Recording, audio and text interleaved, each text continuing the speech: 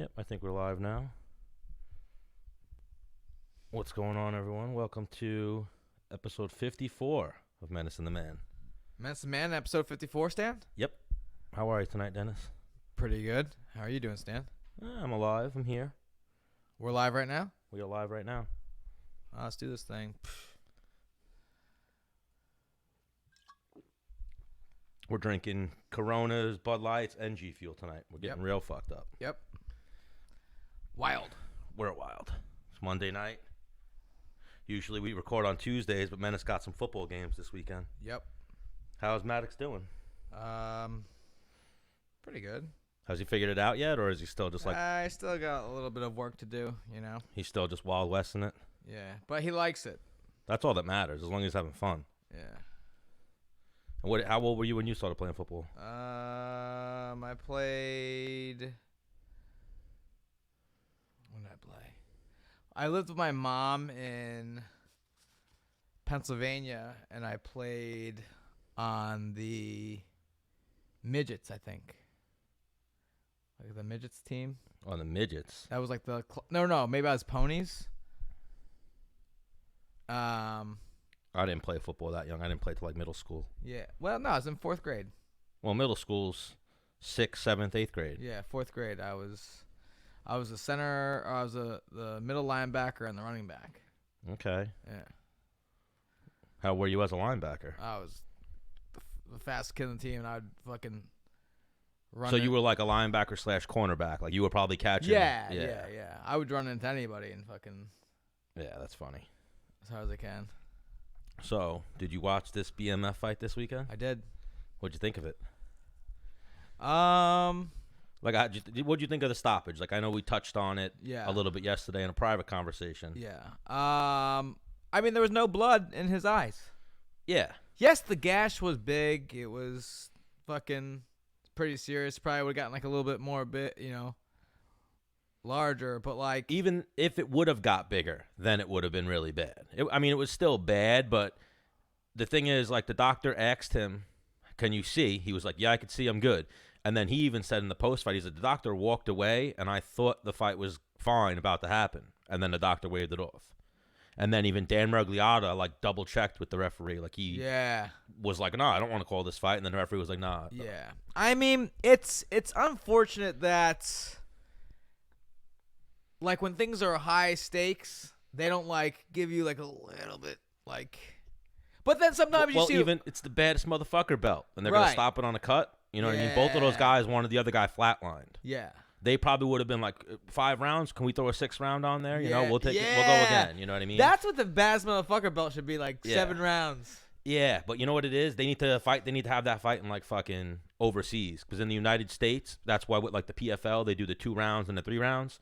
By the athletic commission, the most rounds they'll let you fight is 5.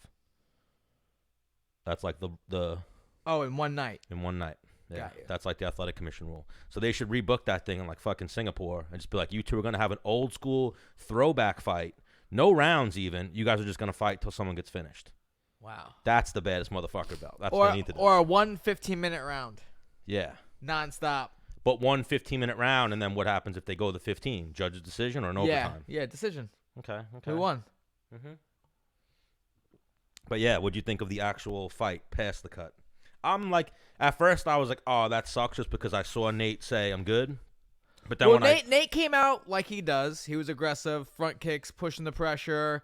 And Masvidal was on the skates, kind of feeling him out a little bit, bang, bang. And then Nate was throwing, landing a little bit, and then Masvidal hit like one like little combo, and he was like, okay. Hit him with the elbow, and that elbow is what reopened that whole thing. I thought what cut him is like, because Nate dipped down, and he kicked him. Well, you see it on the replay. It was the elbow that like apparently bashed him open, because that's what he hit him right there with. Then he hit him with a punch, and then Nate started like retreating and like bent down. Then he hit him with a kick right to the face. Because then I was like, oh damn! And like after that, from that point on, I was like, this is not going good. From that point on, I was like, Masvidal is crushing him.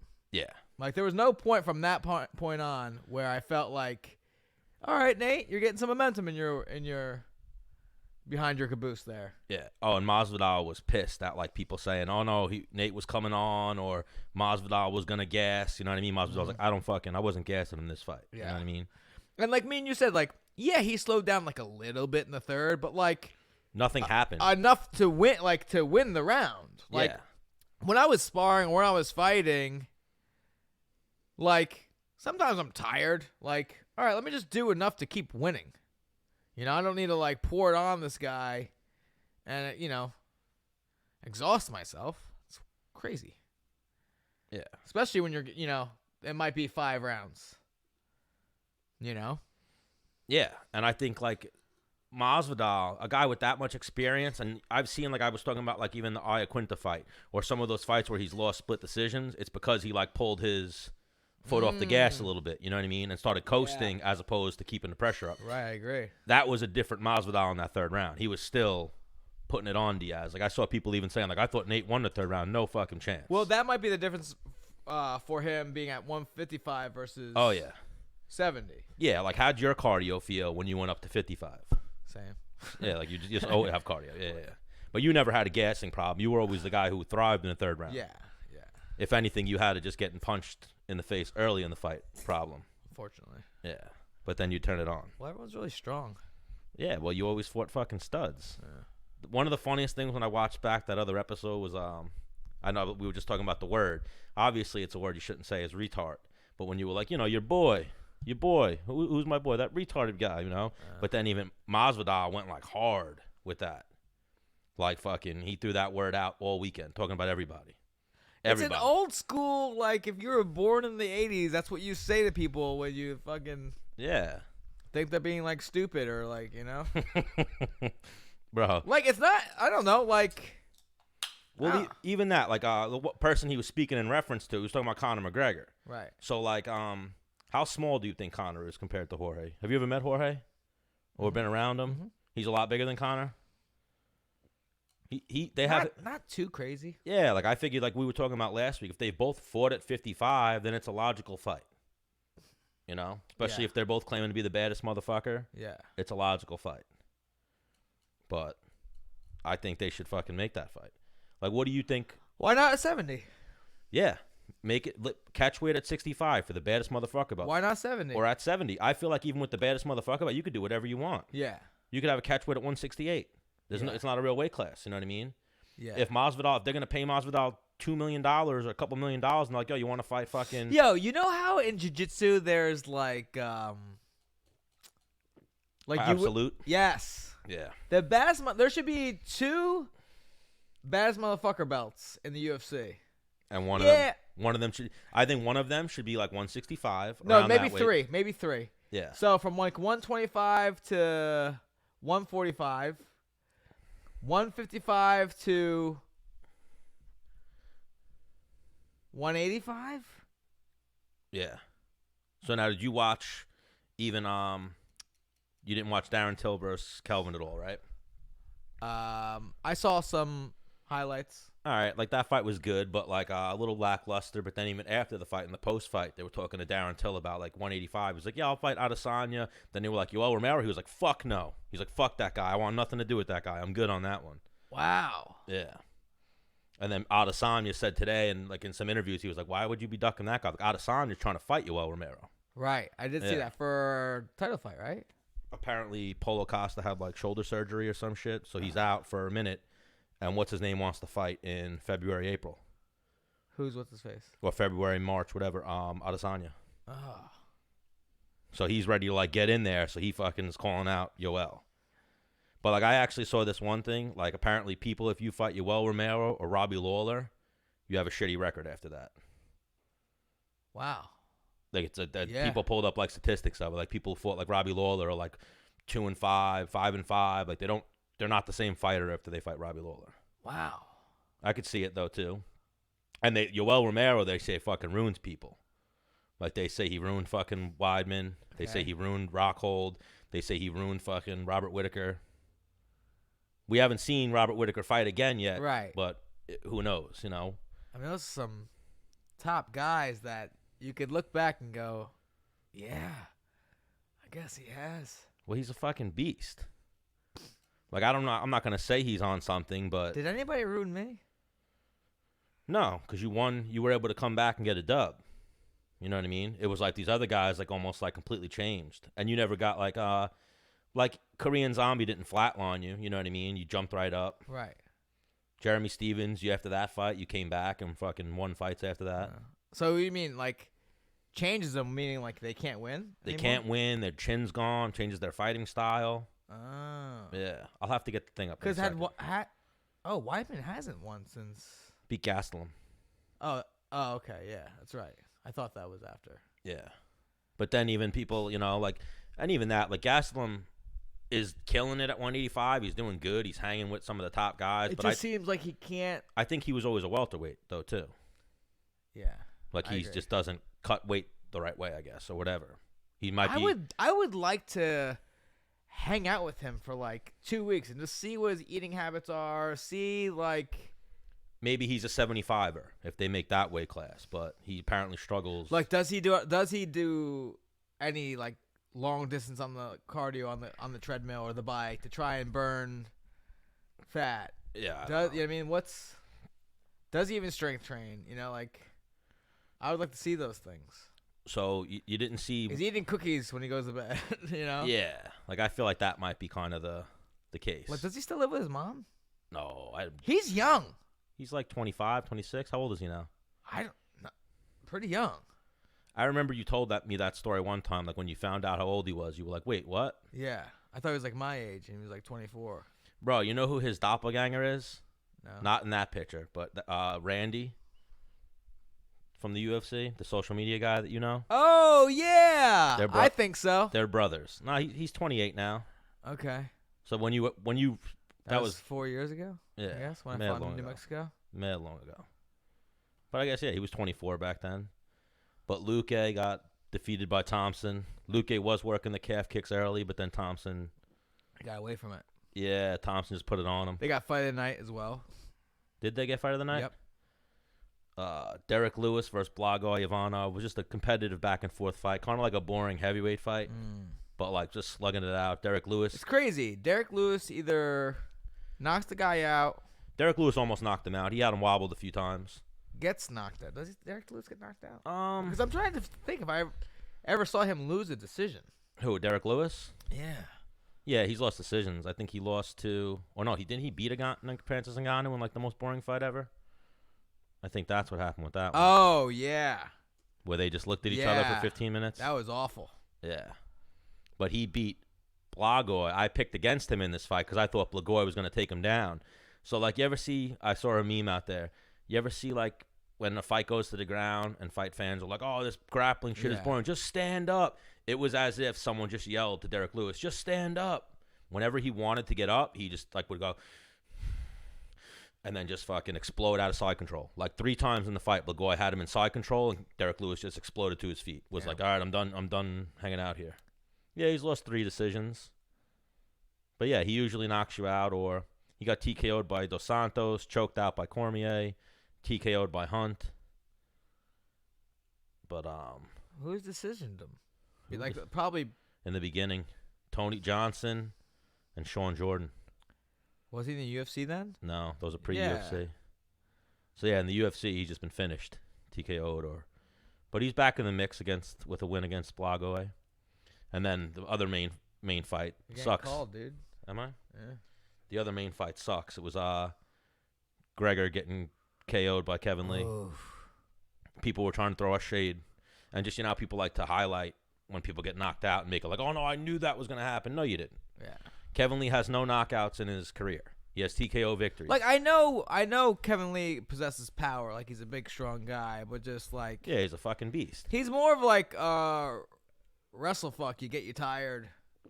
Can overwhelm you with some shots. Yeah, he has no one-hit KOs. I tell you what, when I saw that Gregor was fighting Kevin Lee, I'm like, all right, this is a dope fight, whatever. Then when I saw that Kevin Lee was training at TriStar, I was like, I mean, I'm not in love with that idea for Gregor. Just because I've worked with Faraz, like legit at Henzo Gracie's for 10 minutes, and I was like, oh, damn. Like, yeah, pretty much the things that you got some fucking like real legit science to the why and when and where you do things. Like he's in that very analytical coach. Like Yeah. he sends his guys in with a game plan. They train this game plan. Yeah. Like it's not like this is what you should do, but you're going to impose your shit, you know? Yeah. Kevin Lee was low stance and working his jab. Right. Okay. Awesome. Oh, and the one thing that Gregor didn't do that Gregor does phenomenally, and when he does it to you, it's a nightmare, is level changes of feints where you are guessing if he's even going to come or not. Yeah. He didn't do that. Yeah.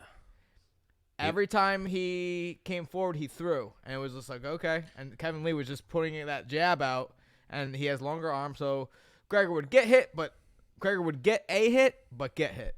Yeah, I feel like Gregor was even having success on the feet.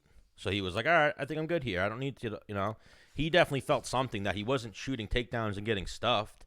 He shot like one like low single from a distance, and I was like, I felt like that one was more just putting it out there. Like he tried, but Kevin Lee immediately pulled back, so Gregor wasn't like, oh, I'm going to keep going right now. Yeah.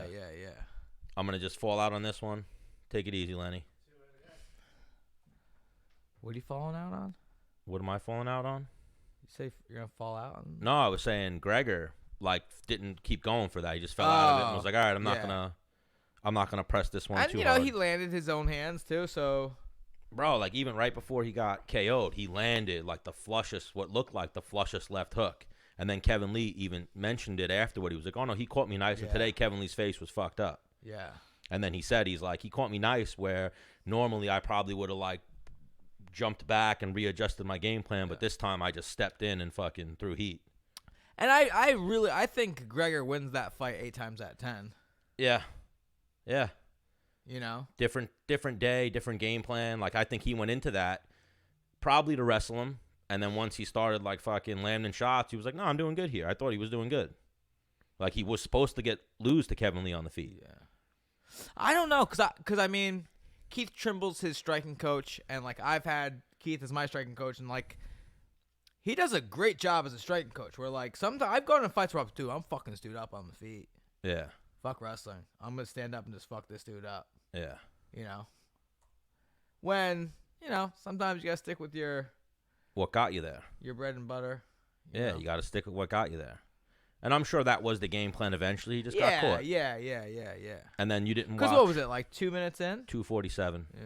You didn't watch and like props to Kevin Lee. Like people were saying like we totally went against him. We gave him his props. We knew that he was a talented fighter. Yeah, I thought it was definitely Gregor's biggest test. We were going off even what Kevin Lee said. This is the dumbest fight I could have took. Yeah. Because it was, but fighting's rough. He got fight of the night. Yeah, he got a bonus. Sometimes you get caught. But did you see Johnny Walker versus Corey Anderson? Another case of someone getting caught. Like, you're going to tell me Corey Anderson, I'm a fan of Corey Anderson, but you're telling me he wins that fight on the feet every time they fight?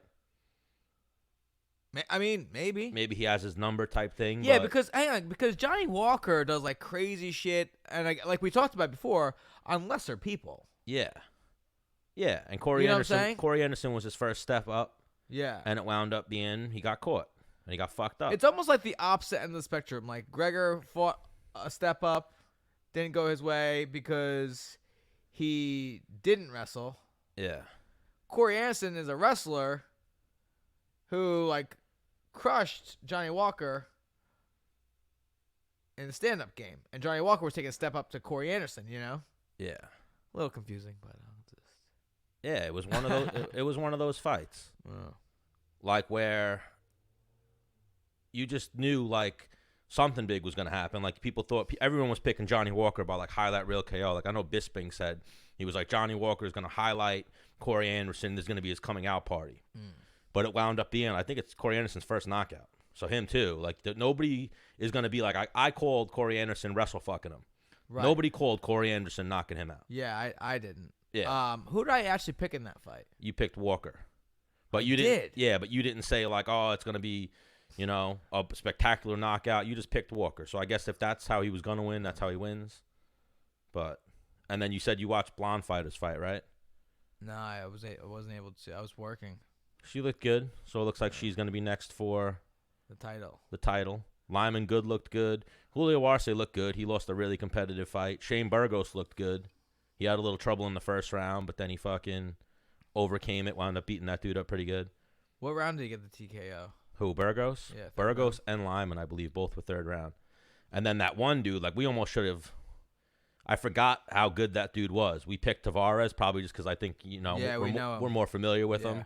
But that dude, Edmund Shabatsian. Yeah. Did you I did see the highlight Oh, of that. my God. Like, punched him and gave him, like, really bad stanky legs.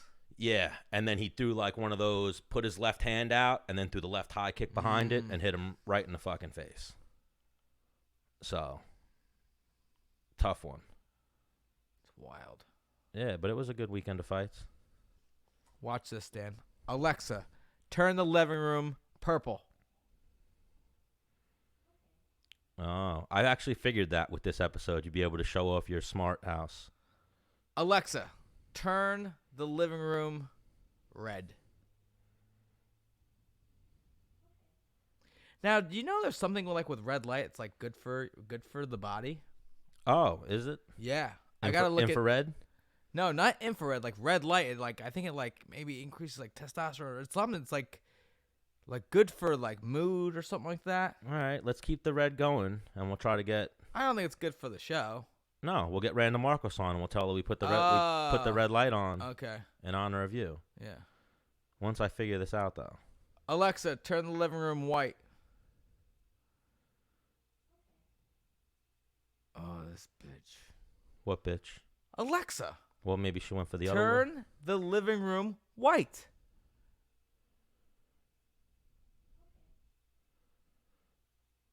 Bruh. Alexa, turn the living room white. Alexa, turn the living room lights white.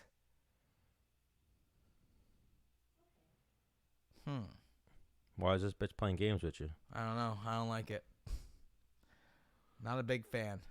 Yeah, it seems like she was doing that to you before, too. Well, I said light, white. Maybe she was confusing white and light. Because sometimes I'm a gangster and I slur my words. Yep. Is that what you do? Yeah, man. Because you're a gangster, you do that? Yeah. I'm a fucking thug. You know, at least I accept my flaws. Why? That's not a flaw, being a thug. No. Slurring my words. Oh, all right. Unique New York. See, I fucked that one up. Did you? The first try. Man, but Skype is really irritating me right now. What it be saying? It's just not letting me call up Randa Markos. It's wild. Yeah, like it's letting me put her in there. That's completely wild. Wild. Is it because live shouldn't be there at the start? Oh, that's why. Why? Because I was putting live there in the beginning. Let's see. Yeah, it's wild. Is it? So how's the clocks going back an hour affecting you? Not bad. Right. They affected my action this weekend. Oh wow. Yes. Randa, what's up, girl? What's up? all right, you hear us? Yep, I can hear you. And you see both of us? Yep. All right, Stan the Man, nice to meet you. You've met Dennis before, right? Yep, I'm better. Welcome. How's it going, guys? It's going awesome. It's going a lot better now that we got you. Stan, she's married. I know. I wasn't saying anything like that. He's got a thing for you. No, don't put me under the bus like that. But yes, big fan. Well, it's a big fan. compliment. What do you mean? Yes. Why don't you change the lights red for her? All right. Alexa, turn the living room red. See, we got some red lights going on for you in honor of all red everything. So I remember asking you why you went with the color red. I remember you having like a reasoning behind it. You want to tell Well, like, I felt like everyone was like trying to get out there, and like everyone was trying to everyone was getting naked for the gram, and everybody was like doing like, sexy pictures and everything. And I'm not all about that. I want to be a fighter first, but I also want to stand out. So I kind of like the red is just like, it catches your eye. When you look on Instagram, it just catches your eye and it helps you stand out. So I went with the red because of that. And then wasn't there something with blood? Like you want to bloody your opponents or something like that? Or I made that up. Actually, I constantly get cut. I mean, the last few fights I haven't got cut, but I constantly get cut. But one of my fights after I dyed my hair red, I got cut, and you couldn't tell if it was my hair dripping or it was my blood. So it kind of helped me out. Wow, yeah. Oh, so there's some science behind the madness. And then also, was it Stitch? Who gave you your nickname? Yeah, Stitch Duran on The Ultimate Fighter. He like would walk by me and be like, "You're the quiet storm. You're the quiet storm." Like, I like that. I'm gonna keep it. And that's awesome. That's like like an OG in the game. For anybody to give you your nickname for it to be from Stitch. Yeah. Yeah, You know? yeah, definitely. Like I felt being a nickname from him. Yeah. What's Stitch? Where is he now? Is he in Bellator? Yeah. He's a cut man for the athletic commissions, but I think he got banned from the UFC for speaking out against the Reebok deal. Oof. Yeah, something like that. How's the Reebok deal treating you, Randa? I have no complaints at all. I mean, I never really had much sponsors before Reebok, and still don't have many sponsors now. So I'm not complaining at all. I mean, it's the sponsors that we don't get paid from that kind of sucks. I mean, nobody talks about that. You know, like all those sponsors on the canvas, we don't get paid from those. But Reebok pays us. Complain. Yeah, I've heard that even like from for a while they were putting the P3 on people's shorts. Yeah. And people weren't getting paid from it. They were just like handing you a pair of shorts with P3 on it.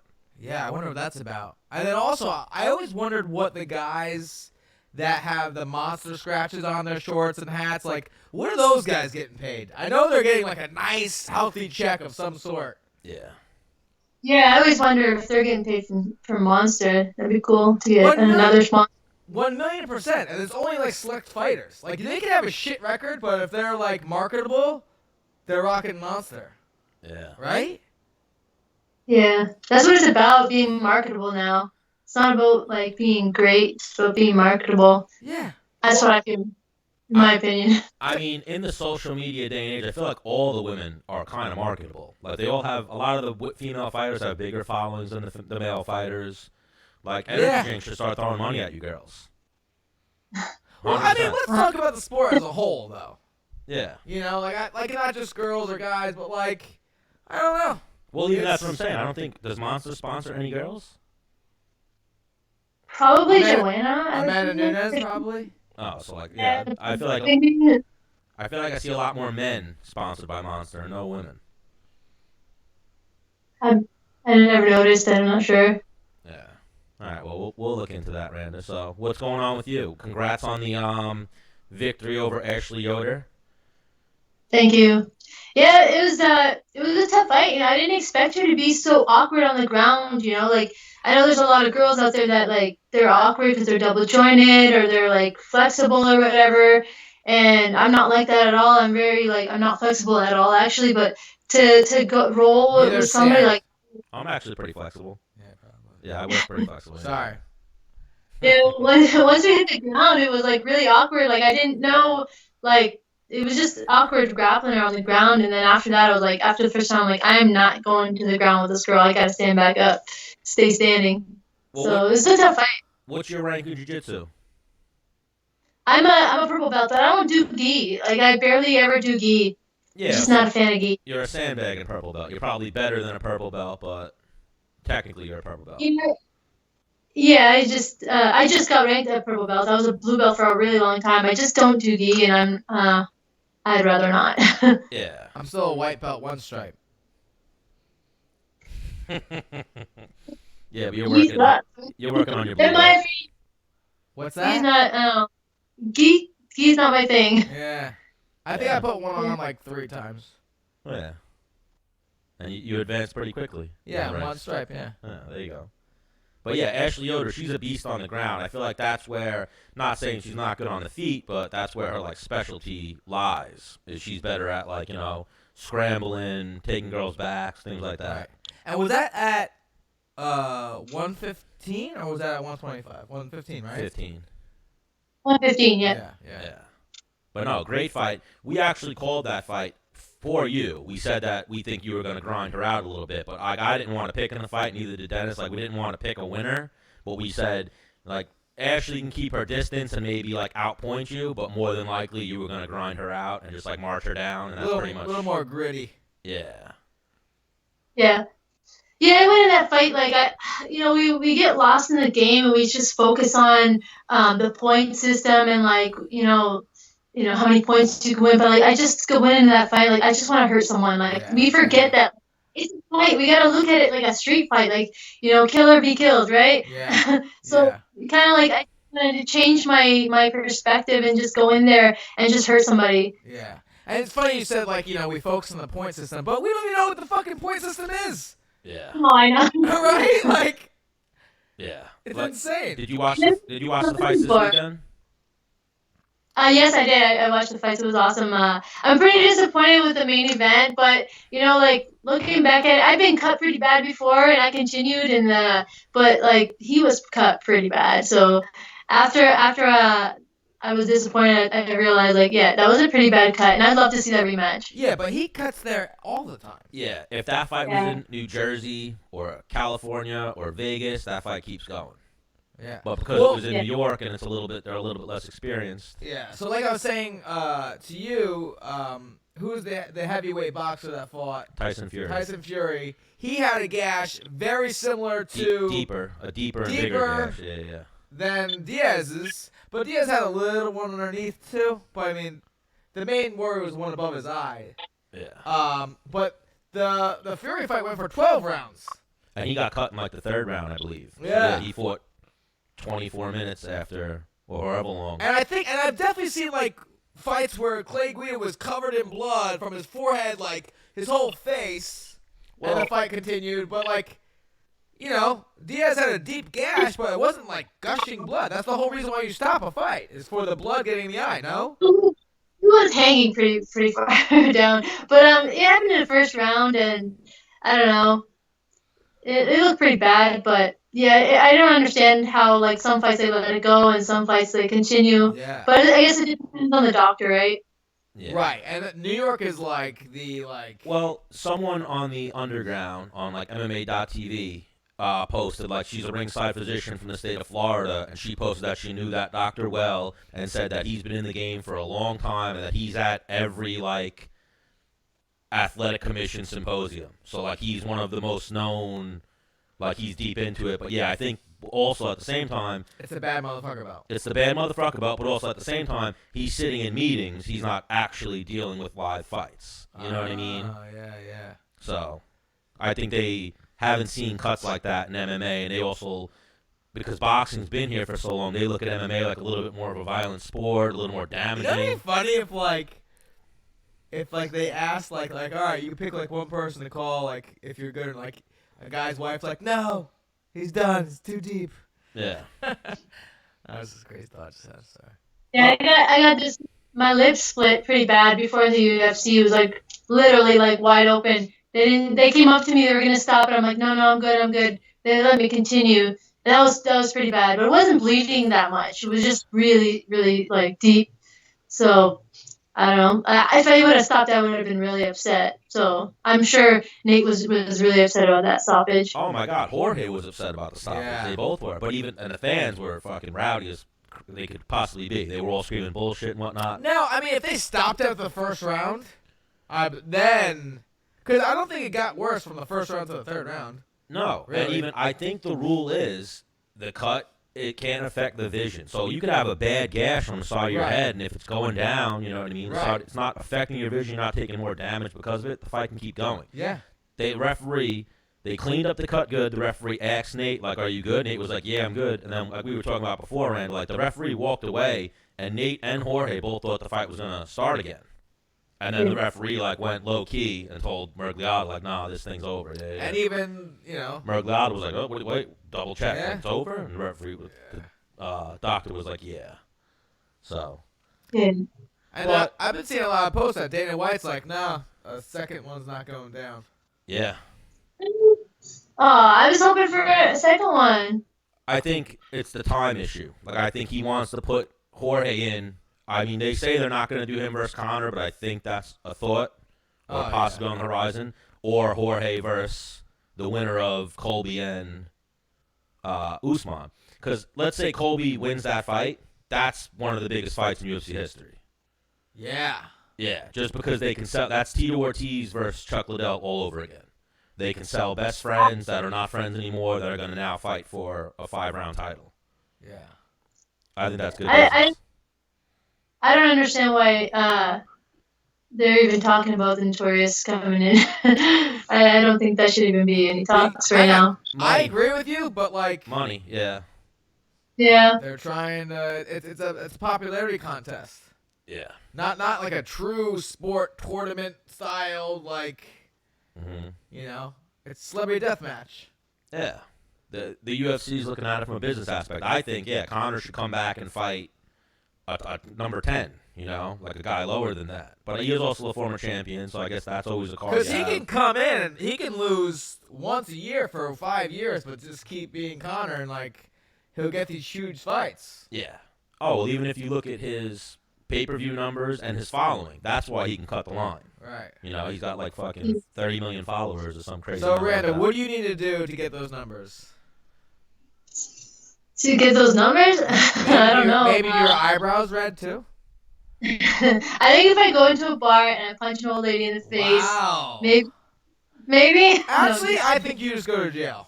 And you get cut from the UFC, unfortunately. Yeah. Oh, yeah. Conor's got some shit going on, too. He's got like sexual assault cases and shit. That was pretty crazy. That was pretty crazy. I don't know. I feel like, he just does something crazy every once in a while and gets his name out there and then hides out and comes back, does something crazy, but, his following is still strong and it's crazy. Yeah, anybody who ever drank and is Irish is like, yeah, that's my guy. Yeah.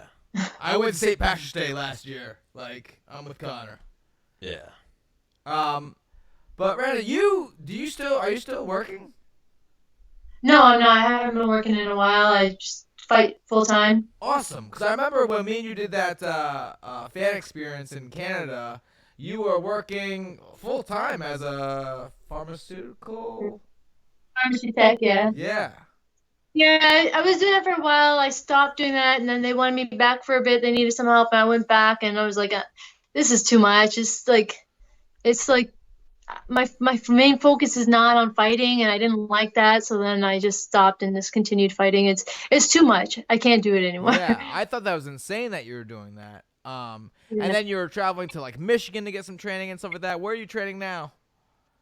I'm still in. I'm in Ann Arbor now. I'm at a different gym in Ann Arbor, a Muay Thai gym. I do my jiu-jitsu there too, and then I travel to like 45 minutes from here, from my house in Canada, and do my conditioning, and then I travel, to do my wrestling. I'm all over the place. I'm constantly, and that's a big part of like me not being able to work.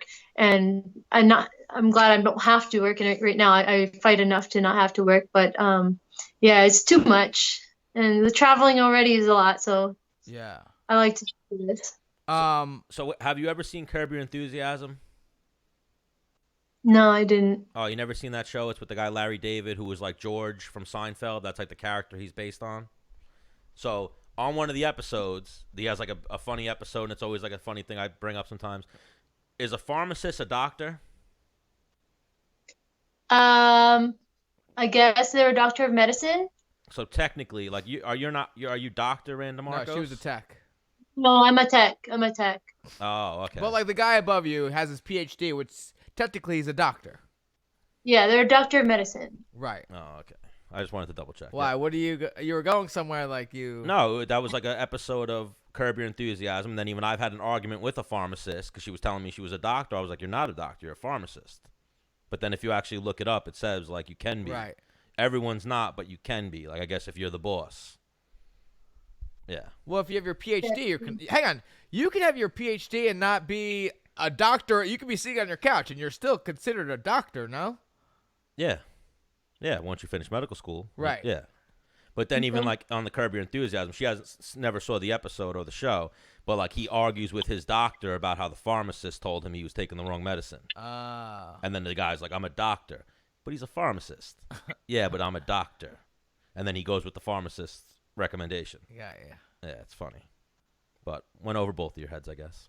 Well, we don't Sorry. watch stupid shows like you, Stan. That's a great show. A lot of people think that's a Randa, great you show. watch a lot of TV? I watch a lot of Netflix. I watch a lot of documentaries of like, serial killers and stuff. I love that Oh, stuff. wow. Okay. Do you like horror movies? Oh, I love horror movies. I Okay. don't like gory. I like horror. Like, I'm like obsessed. like Supernatural or? Yeah. One thing I was I- speaking on the last episode, did you see the new Child's Play?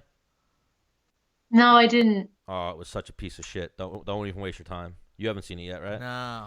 Yeah, it was horrible. Where could you watch it? Where is it right now? Is it on theaters? Is I'm pretty sure it's on like demand and whatnot. Not on Okay. Netflix, but it's definitely on demand. But don't waste your time. Would you suggest I watch it to see how bad it is? Yeah, Okay.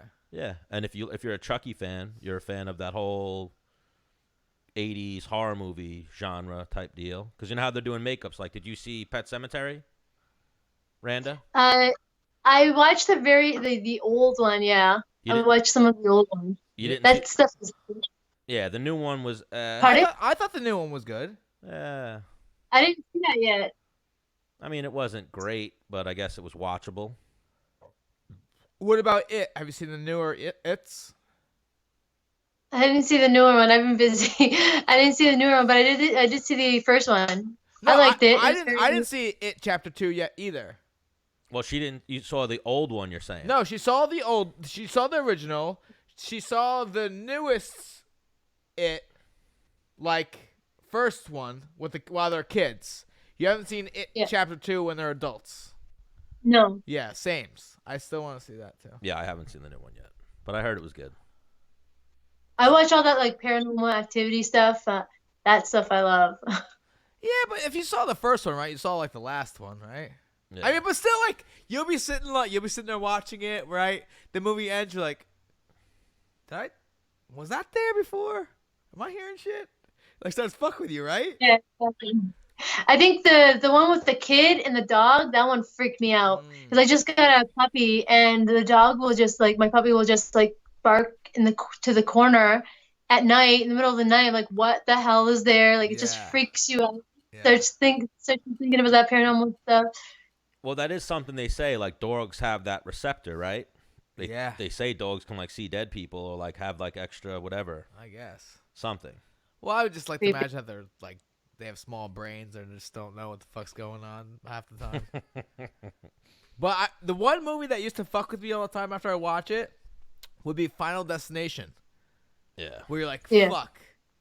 Like, I'd better keep an eye on that cabinet. It could come off the hinges, fall down, hit the mirror, fucking, the window breaks weird and fucking slashes my neck.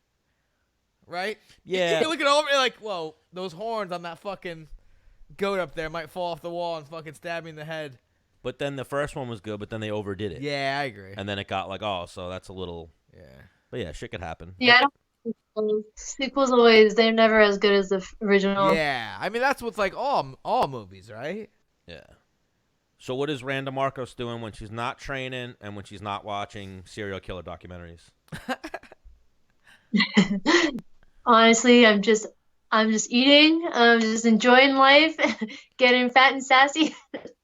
No, it's just relaxing. I don't really do much other than train and like I'll take a week off. Like I took a few days in Singapore and got to enjoy like all of Singapore. Came back home and I'm going back to the gym tomorrow. So I don't take much time off.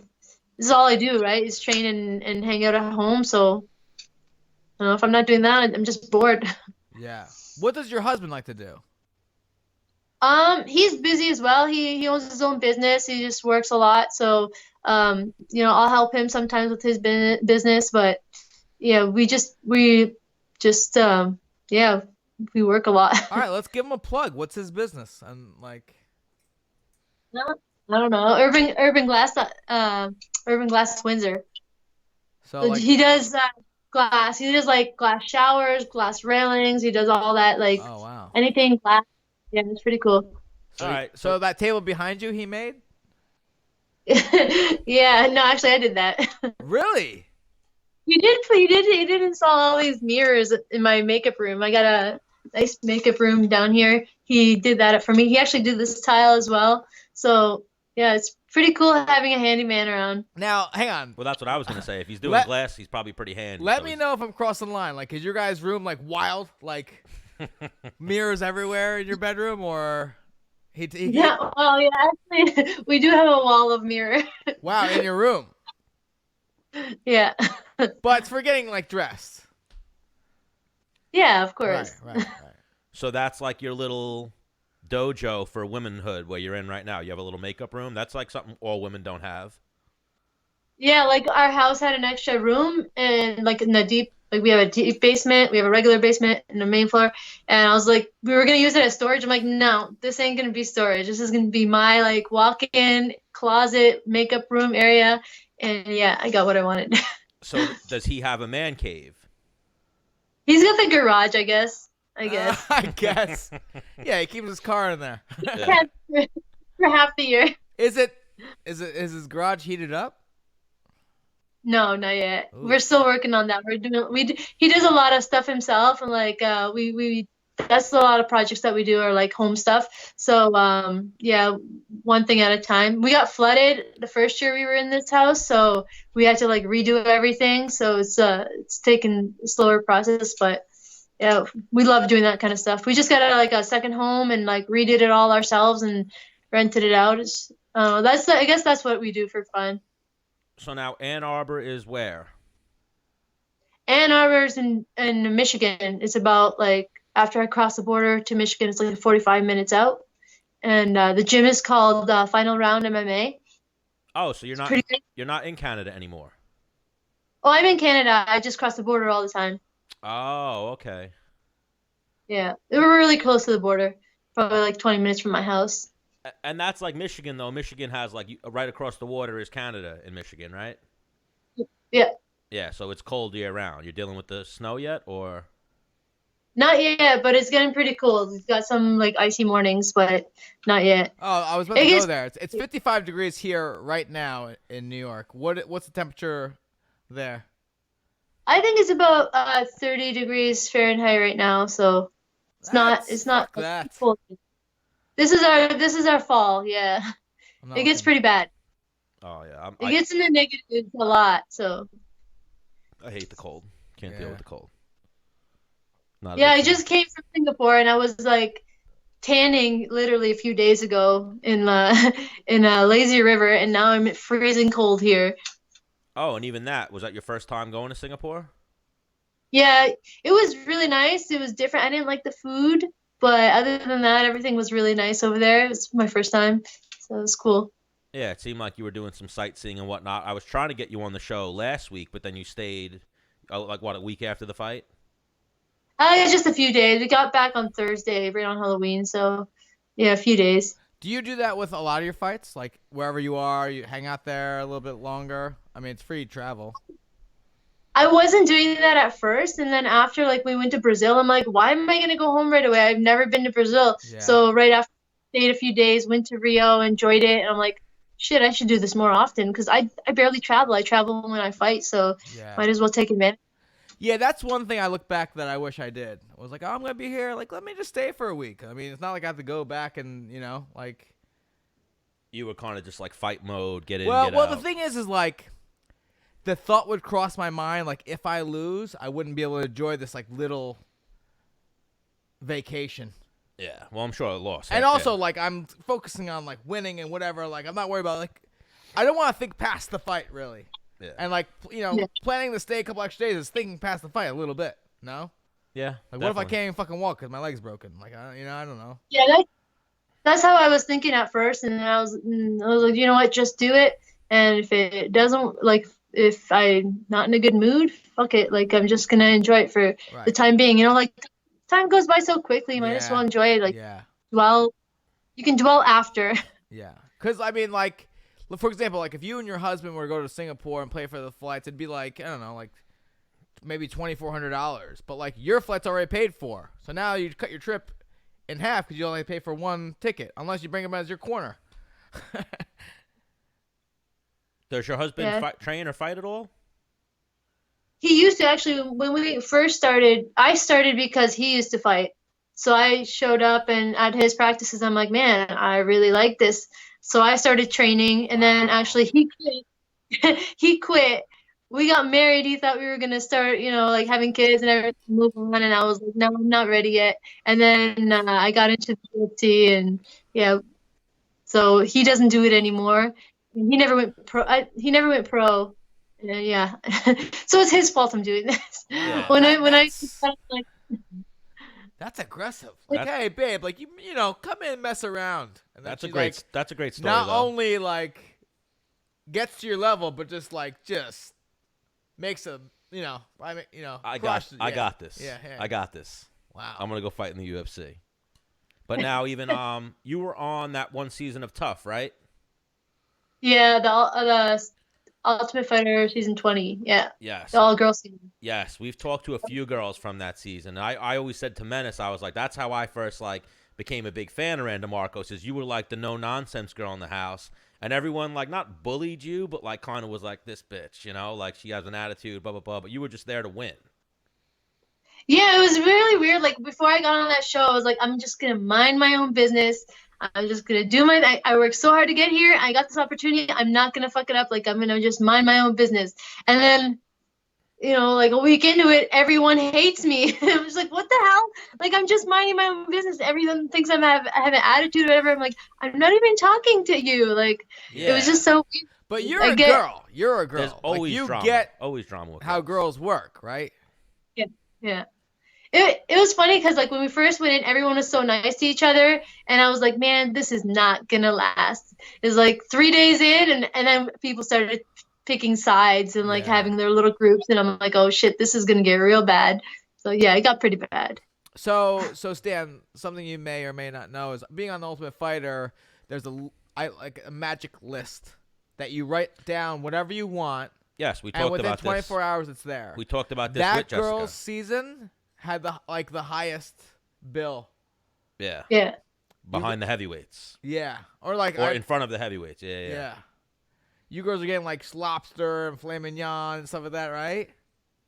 Yeah, that was crazy. It was crazy. I wish I thought of that.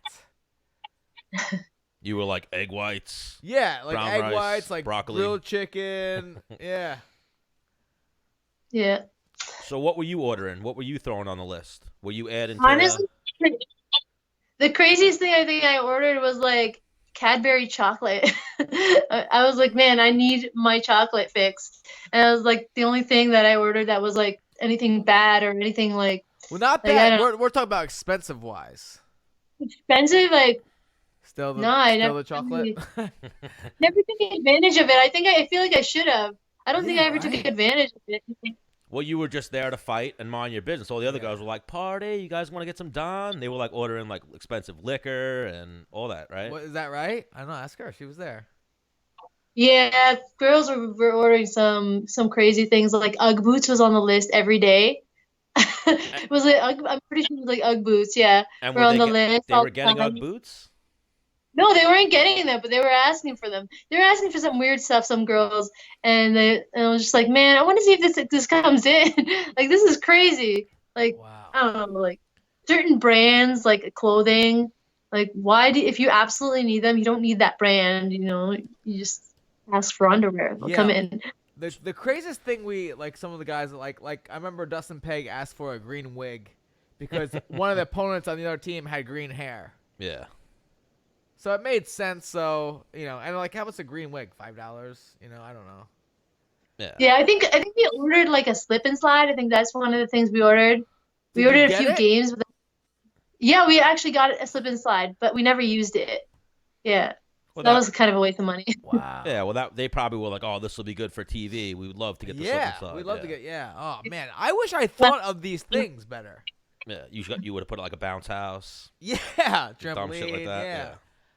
Oh, man. So are you still friends with any of the girls from Tough 20?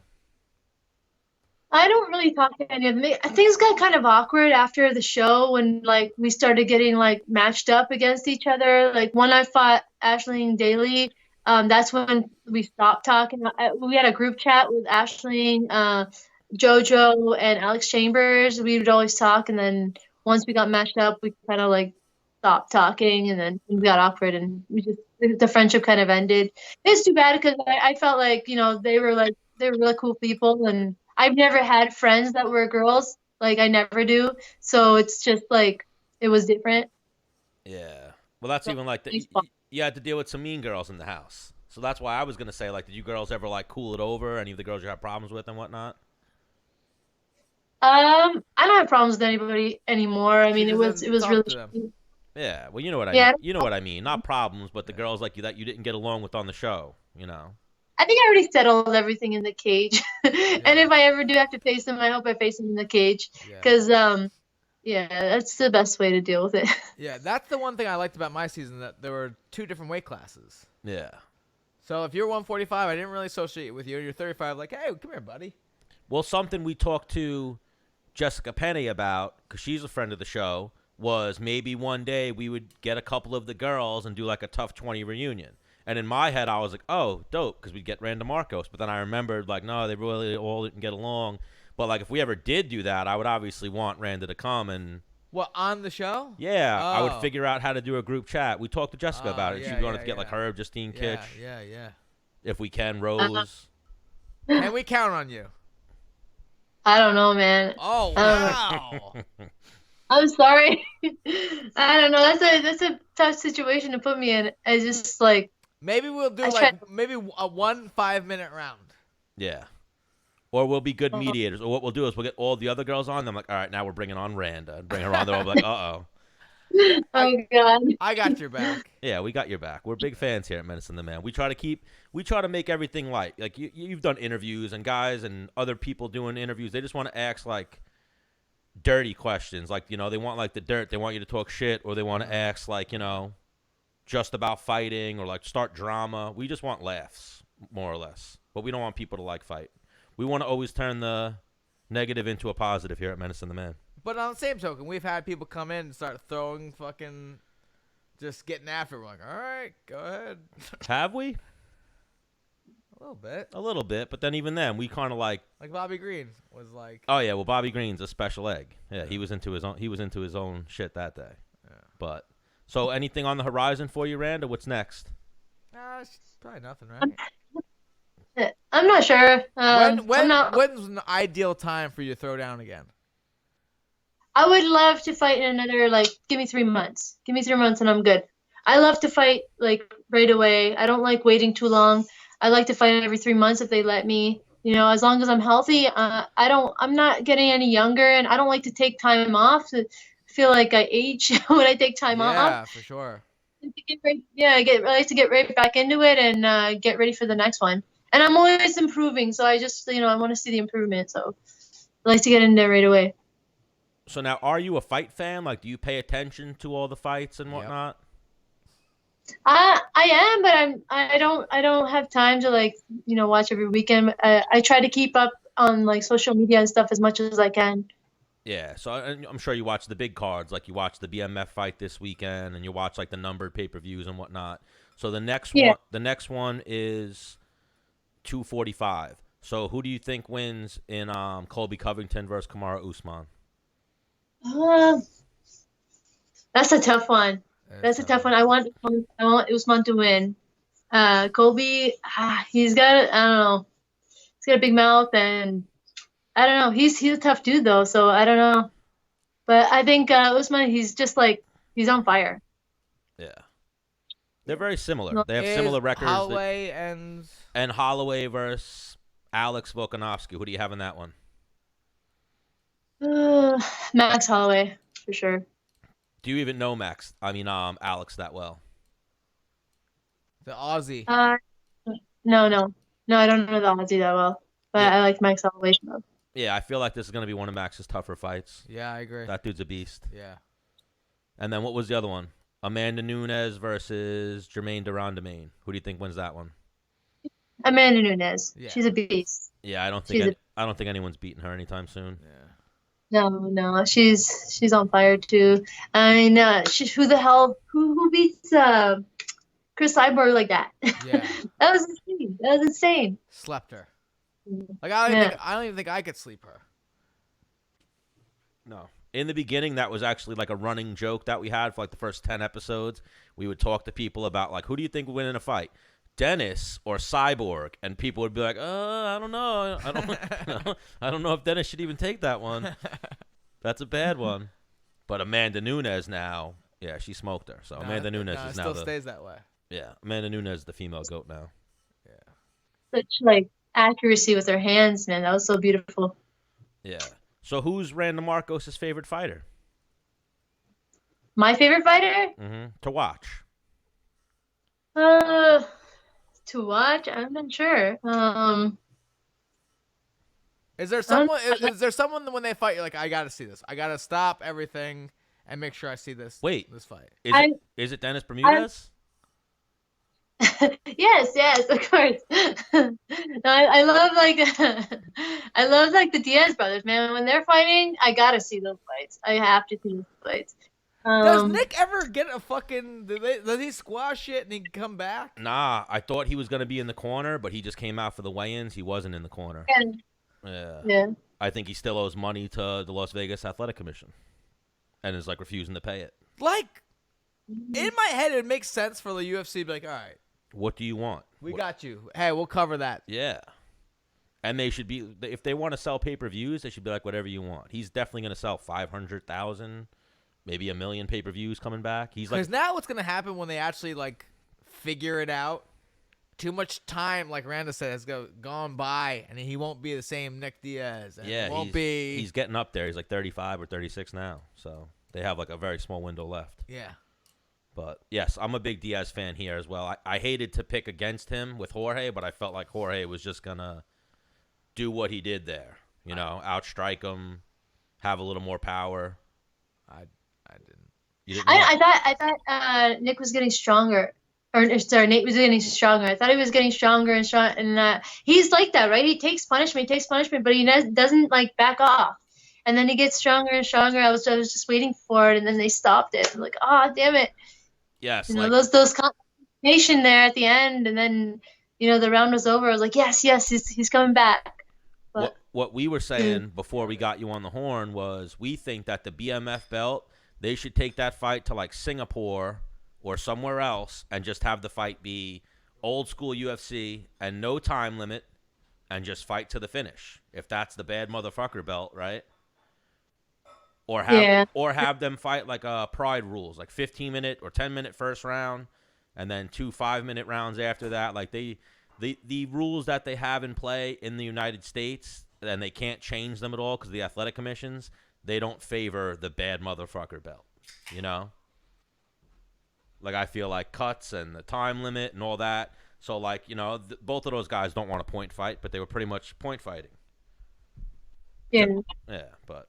It was a great fight, but hopefully, Yeah, it was great. but yes, big Diaz fan here as well. Hopefully, they run it back, and I am a big Randa Markos fan as well. I want to thank you a lot for your time here. If you want, real quick, thank you. Show us your little what would you call that? Hello, makeup room. Yeah, your little Glam Room? Your little girl. Oh, a glam room. That's what they would call it. Oh wow. It's not like completely done yet. Hold on. Okay. Usually, we have guests show us their gyms. Because we had like Lance Palmer last week show us his gym. So I don't know. I have like it's still a little section here that I gotta finish up, but oh wow, yeah. shoes on shoes on shoes over there. That's a pretty big room. Yeah. Yeah, that was definitely his. It was just that was his man cave, and you were like, nope, not happening.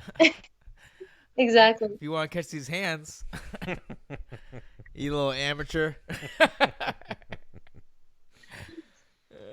right, Randa, you're the woman. Yeah. Thank you for your time. Thank you for the laughs, and we'll hopefully get you on the show again soon. For sure.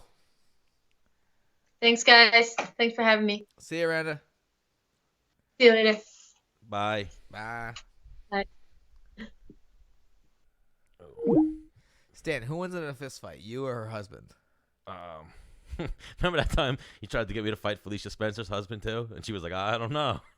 He's a fighter too. Yeah, Felicia. Yeah, they both probably fuck your ass up. No, I'm a live dog in any fight. I'm a big dude. What do you fight at? Did he fight at 135? You know? I mean, probably not. Yeah. He's probably like a 45, 55 pounder. Yeah. Well, why Maybe 70. Why are you always trying to get me to fight our guest husbands? Just because I said she was cute? Yep. Hey, what do you want me to say? I'm a fan of hers. Precisely. Yeah. I like her fighting style too. She's like a pit bull when she gets in she there. bites down, tucks the chin, and fucking. She fights like Dennis Bermudez. Like she doesn't stop. She doesn't go backwards. She just goes forwards. Right. Well, I got some lateral movement to me and some. Are you trying to say she got no lateral movement? She's got some lateral movement. I mean, yeah, she does, but. Yeah. Nah, she's a beast. All right, so we'll just do some current events and then get the fuck out of here. We talked about UFC 244 a little bit. What do you think? You didn't watch the Canelo fight. No. All right. Well, Canelo beat up. I saw he finished him, right? Oh yeah, he fucked him up. What'd you think of The Rock coming in and handing out the BMF belt? That was pretty cool. But Nate Diaz had a really good point. Like, if anyone's handing out a bad motherfucker belt, Mike Tyson. yeah. Yeah. And even the funniest thing was like I love The Rock, but they hit The Rock's entrance music. And he walked out like he was walking out with the WWE Championship. Which is, I think that's cool. It was awesome. Yeah. But at the same time, it's the UFC. So it was almost like that weird, like crossover. He thinks that's his fucking belt. You know, like he threw it up like it was the fucking WWE Championship. Yeah. Well, he got back in his character. And then he walked in and handed it to this little skinny Jorge Masvidal that's like half the size of him. Like, no, you'd fuck me up if this shit really happened. Well, I mean, yeah, he would. Yeah.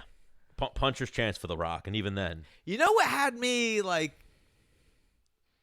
kind of really, dude? Is when The Rock was there for the face-off, he looked, nervous, kind of. He was, doing this, Bro, probably because he picked against Diaz, and Diaz probably fucking side-eyed him. And then at the post-fight press conference, Diaz was like, yo, fuck The Rock. Yeah. Flat out was like, fuck The Rock. He picked sides. That's why Mike Tyson should have been here, a real bad motherfucker. And then one thing that was cool, they had Roberto Duran there, who's one of the greatest boxers of all time. Didn't Masvidal, point him out at the weigh-ins? Yeah. And then after the fight, that dude took a picture with Diaz. Yeah. Well, so he's like... Well, after the fight, he sat with Masvidal as Masvidal was doing his post-fight. And then immediately walked over to Diaz and was like, yo, can I get a photo with you? And congrats, great fight. I'm a fan. Yeah. Well, even the respect between those two, no disrespect at all really came from Masvidal or Nate. Right. The most disrespectful thing wasn't really disrespectful, was just Nate said, oh, I would have came back and won, or I would have did better in the 4th and 5th round, which isn't bad. And then Masvidal just said, I didn't. No, you won't. He said, I wanted to baptize him, and I didn't baptize him, so I want to have a rematch, Right. Nate probably went, you ain't baptize him shit. That was the worst thing that was said between the two. Other than that, it was nothing but respect. But something I want to start doing, because I feel like we jump all over with guests. I want to make sure we ask them about big fights. So then we can make, a little piece about it when the fight's coming up. But, Roger. Usman versus Covington, that fight's going to be fucking good. The beef's real between them. Yeah. At the press conference, you could almost feel. Yeah. Max, Alex, Amanda, and the other girl, they shouldn't even, they were just sitting there why am I even here? Yeah.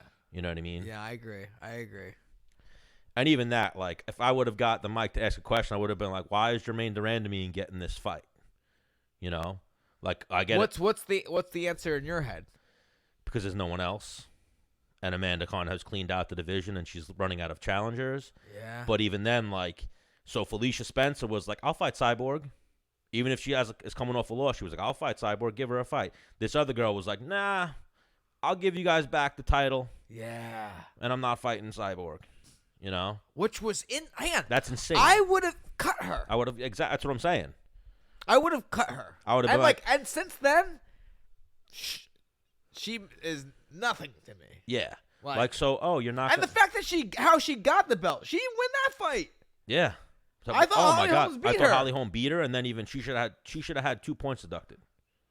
Remember, she knocked Holly Holm out almost. She's a complete sweetheart. I think she's a very nice woman. I think she's a great fighter. I just thought it's nothing personal. Yes. Yeah, it's not. It's about what she chose to do in that situation. Yeah, but this no, not fighting her. You can have the belt back. What? And then Amanda Nunes was hold my beer. I'm gonna go fuck this bitch up. Yeah. Let me go get another title quick. Yeah. Oh, so no one wants to fight this bitch? Dial my number. Like if they made they should just give her. Don't even have her fight. Just give her the BMF belt and be like, "You want to defend this? We already know you're the baddest bitch." Yeah. What is it? I guess the BMF would be like. Yeah. Would you call a girl a motherfucker? It'd be like the baddest bitch title, the BPT, the BBT. No. Yeah, what would you call that? The HBC. The head bitch in charge? Yeah. Okay. HBC title. Yeah. But that's like, so make that belt, Dana, and just put it in the mail with Amanda Nunes's address. Just, Right. just ship it over, because that bitch is bad. Even her, like we were talking about how Kat Zingano is going to go to Bellator. Like, I think that'll be a challenge, or at least it could be a good fight. She could maybe beat Cyborg on the right day, but like the word on the street was like Cyborg didn't even want a rematch. Like, she talked like she wanted a rematch, but Dana White was like, we've offered her the rematch. She doesn't want it. Against Amanda. Yeah. Yeah. And then to save face, they say Cyborg like went out in the media and was like, nope, I do want the fight. You wouldn't have went to Bellator if you really wanted the fight. Oh, yeah. Like, you would have signed with the UFC and that shit would have got done. Because I don't care what you say. I don't think Bellator's paying her more money than the UFC would have. You would have fought Amanda Nunes, probably a main event, and got pay-per-view points. Like, at how much money does it change? Like, let's say Bellator's giving her 800,000, UFC's giving her $1 million. Like, is that $200,000 at that point like that big of a? I'm trying to like. I mean, yes, obviously it's a lot of money. It's but when does like, when does like, I don't know, what you're only gonna give me 2.3 million when I want 2.2 million? Like, where does? I think Amanda Nunes became the boogie woman, and she was like, I think I'm good. Yeah. Like, even that. So they were the co-main event when she first lost to her. I don't think that she got pay-per-view points for that. But I would think the rematch, because Amanda Nunes took out fucking the unbeatable Cyborg, they would make that like a main event. No? Maybe. Well, the thing is, so Amanda Nunes is awesome. She does have the like gay pride marketing, but like she's not like, actually she did do Sports Illustrated, like the nude thing. Yeah. But like she's not like the sexiest woman in the UFC. You know what I mean? Like they like she, Paige Van Zandt has lost, and they're like, yeah, you're still a poster girl. Yeah. It seems like they're getting a little sour on her now because On Paige because of injuries and whatnot and the layoff, and then she's on her last fight of her contract. She's openly said she's going to fight out her deal and then look for better offers and whatnot. And now, I think she is who she is today because of them. Like, listen, she fought well, but like she got the Sage Northcutt fucking bump. Yeah, because she was hot. Yeah. But then even there, Dana was saying they've offered her Macy Barber twice, and she turned it down twice. Now Macy's come out after this last win and has been like, yo, we need to get her on the show. Yeah. Well, you know how that is. I think once you they want people who just say yes. Yes. Like, they sit in an office, Dana, Mick Maynard, and Sean Shelby, they have a huge fucking billboard thing with all the matchups. They sit and they think of matchups, and they come up with like, all right, this and this. All right, send it. We just worked on this. Send it. And then they go, all right, you want to fight Macy Barber or you want to fight so-and-so? And it's like, no. It's like, all right, we'll revisit this next Tuesday, I guess, Yeah. Whereas it could have been, all right, so we got a good fight for fucking Right. 7 weeks, 8 weeks from now. They probably get turned off by that. Like 1,000,000%. Like, Yeah. your job is a puzzle maker. Yep. Or, and this one piece, like, won't fit in this spot. Mm-hmm. You're like, fuck this piece. Well, exactly like you get a new piece to do that same thing. You fucking... Exactly like you say with the squeaky wheel gets the oil, or whatever the expression is. Yeah. They want people where after you fight, like the way Bilal did it. Like, I hope Bilal gets that guy Li Jinglan. Like, they want you to have a name ready and kind of do their job for them. Why? Because they have 500 other people to match up. But if you just go, whoever they got for me, and they're gonna go, all right, let's take his card and let's put it down here because he doesn't know what he wants to do. Right. You know what I mean? And Right. then if we offer him a fight, If someone calls him out, he can get put back up here. yeah. But even if we offer him a fight and he turns it down, we're gonna move him down a few more spots. You know what I mean? Like, yeah, I know they're not big on that once you turn down anything. Right. And then like they can use it for their fucking when they make like the highlights and they're trying to promote a fight. Like, Yeah. yo, I want you, Conor McGregor. Yeah, oh my God! Like when I listen, If you're up there, like I don't know who I want, like, and now he's fighting Conor McGregor, like. When I listened back to the Michael Chiesa interview, that was such a huge thing. He was saying how Nate Diaz is a fucking genius, and he made his career off of, nah, fuck that. Conor McGregor, I'm going to fight Europe, like having a name ready. And then even, I'm sure he made at least $1 million, hopefully a few million off of this last fight. And he fucking said, Jorge Masvidal had a good-ass fight, blah, blah, blah. Yeah. Calling his shot. And the UFC's like, we like that. You know what I mean? Mm-hmm. One thing that did bother me, I know we want to be a pro MMA show, but also like pro UFC, and on their side, even though they do need to do better things for the fighters, they said, I'm sure Jorge made more than that, but they were putting up a lot of memes lately. Canelo made $35 million. Oh, yeah. You saw that? Masvidal made $500,000. Yeah. That his guaranteed purse, like put out to the athletic commission. He had that monster slash on him. He had the Again, I wonder how much that's worth. Yeah. I wouldn't be surprised if the monster slash is worth more than your fight purse. 500,000, you think? Could be. Maybe. They're a big company, Monster.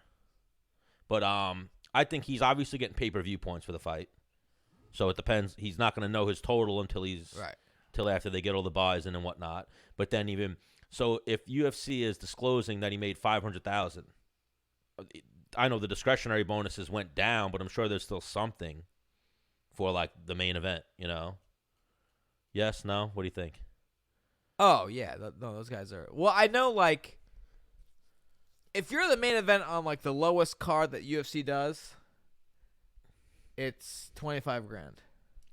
Like, if you're a fight night main event. They kind of don't. Win or lose, 25 that grand. Doesn't go to the athletic commission. You just get to cut that check outside your purse. Yes. Yeah. So main event of a pay-per-view. Hopefully it's something, because 35. It's definitely 50 grand. Mm-hmm. Well, like, I would that's upsetting to see. I think Nate Diaz and Jorge Masvidal are the same level of athlete, or similar, maybe whatever, peg beneath. Jorge has like 1 million followers now. Nate's got like 4 million. Canelo's got like 5-6 million. Yeah. So let's even do the pay scale off that. They're getting fucking a sweet deal. Like, I'm pretty sure Canelo's purse, Canelo could be like, Dana, I got this. I'll pay everybody. Yeah. You know what I mean? But even, something's got to change with that. I wonder how it just happens. Like boxing, they just make more of the. We have to talk to. We're long overdue to get Algeria on. We almost need to do like a boxing episode, I feel. Yeah. We have a few boxers ready to come on. And then we reach back out to Algeria, see what he's up for. Because we just want to know what the pay scale is. Like, I'm pretty sure it's like 80-20 in boxing, or 70-30 in boxing, where most of the money goes to the fighters. And then the talks of the UFC are, it's like 15-20% that goes out to the fighters. I remember back in the day it was like 1%. Yeah. Well, that's like they have the antitrust lawsuit and whatnot going on now. And I was reading this thing recently about, they had, who's the old matchmaker? Joe Silva testify. And Joe Silva said, like, there's no real rhyme, or there's no method to the madness of how we used to give out bonuses. Right. Like, a fight card would happen.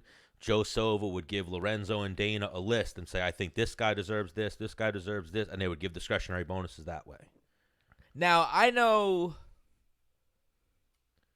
Who did I fight? I forget who I fought. And Dana White and Lorenzo overturned Joe Silva and Sean Shelby's call to give it to me. Really? I forget what fight. And who'd they give it to? You don't remember? Give it to me. Oh, they overturned it. They overturned somebody's original who they was going to get it. Like, no. Bermudez gets it. Ooh, I like that. Yeah. And they called me and told me that. And I was like, oh, man. That's when I was on my little streak. you guys know my name? You know, Yeah, like, that's why I was on my little streak there. yeah, you guys know who I am? Winning streak, that is. Yeah, crushing it at the highest level. Yeah, it's cool that I had like a bigger win streak than I did losing streak. Yeah. Yeah.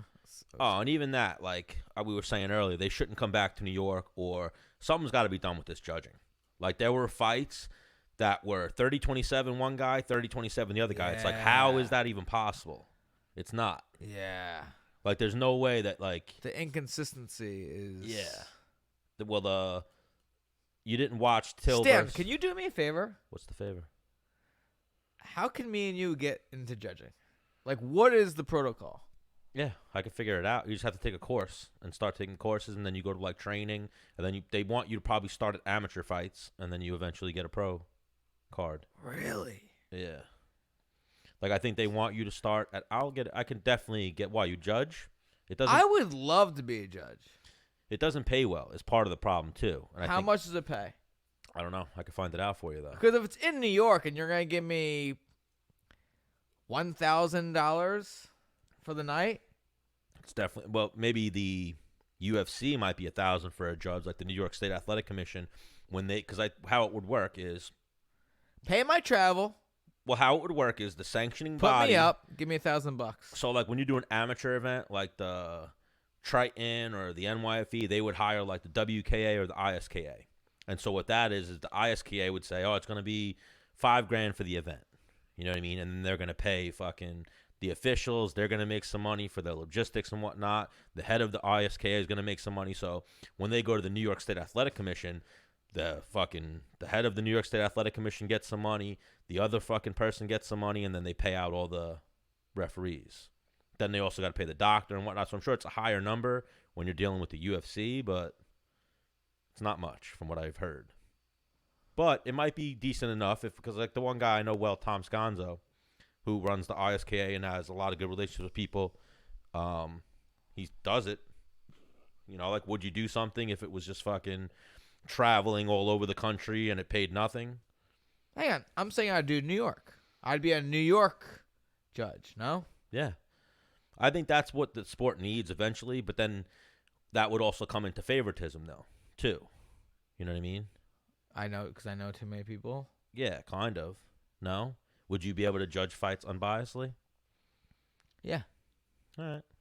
Well, like, maybe. Bro, like I'm sitting there cornering my guys, and like, yo, you're losing.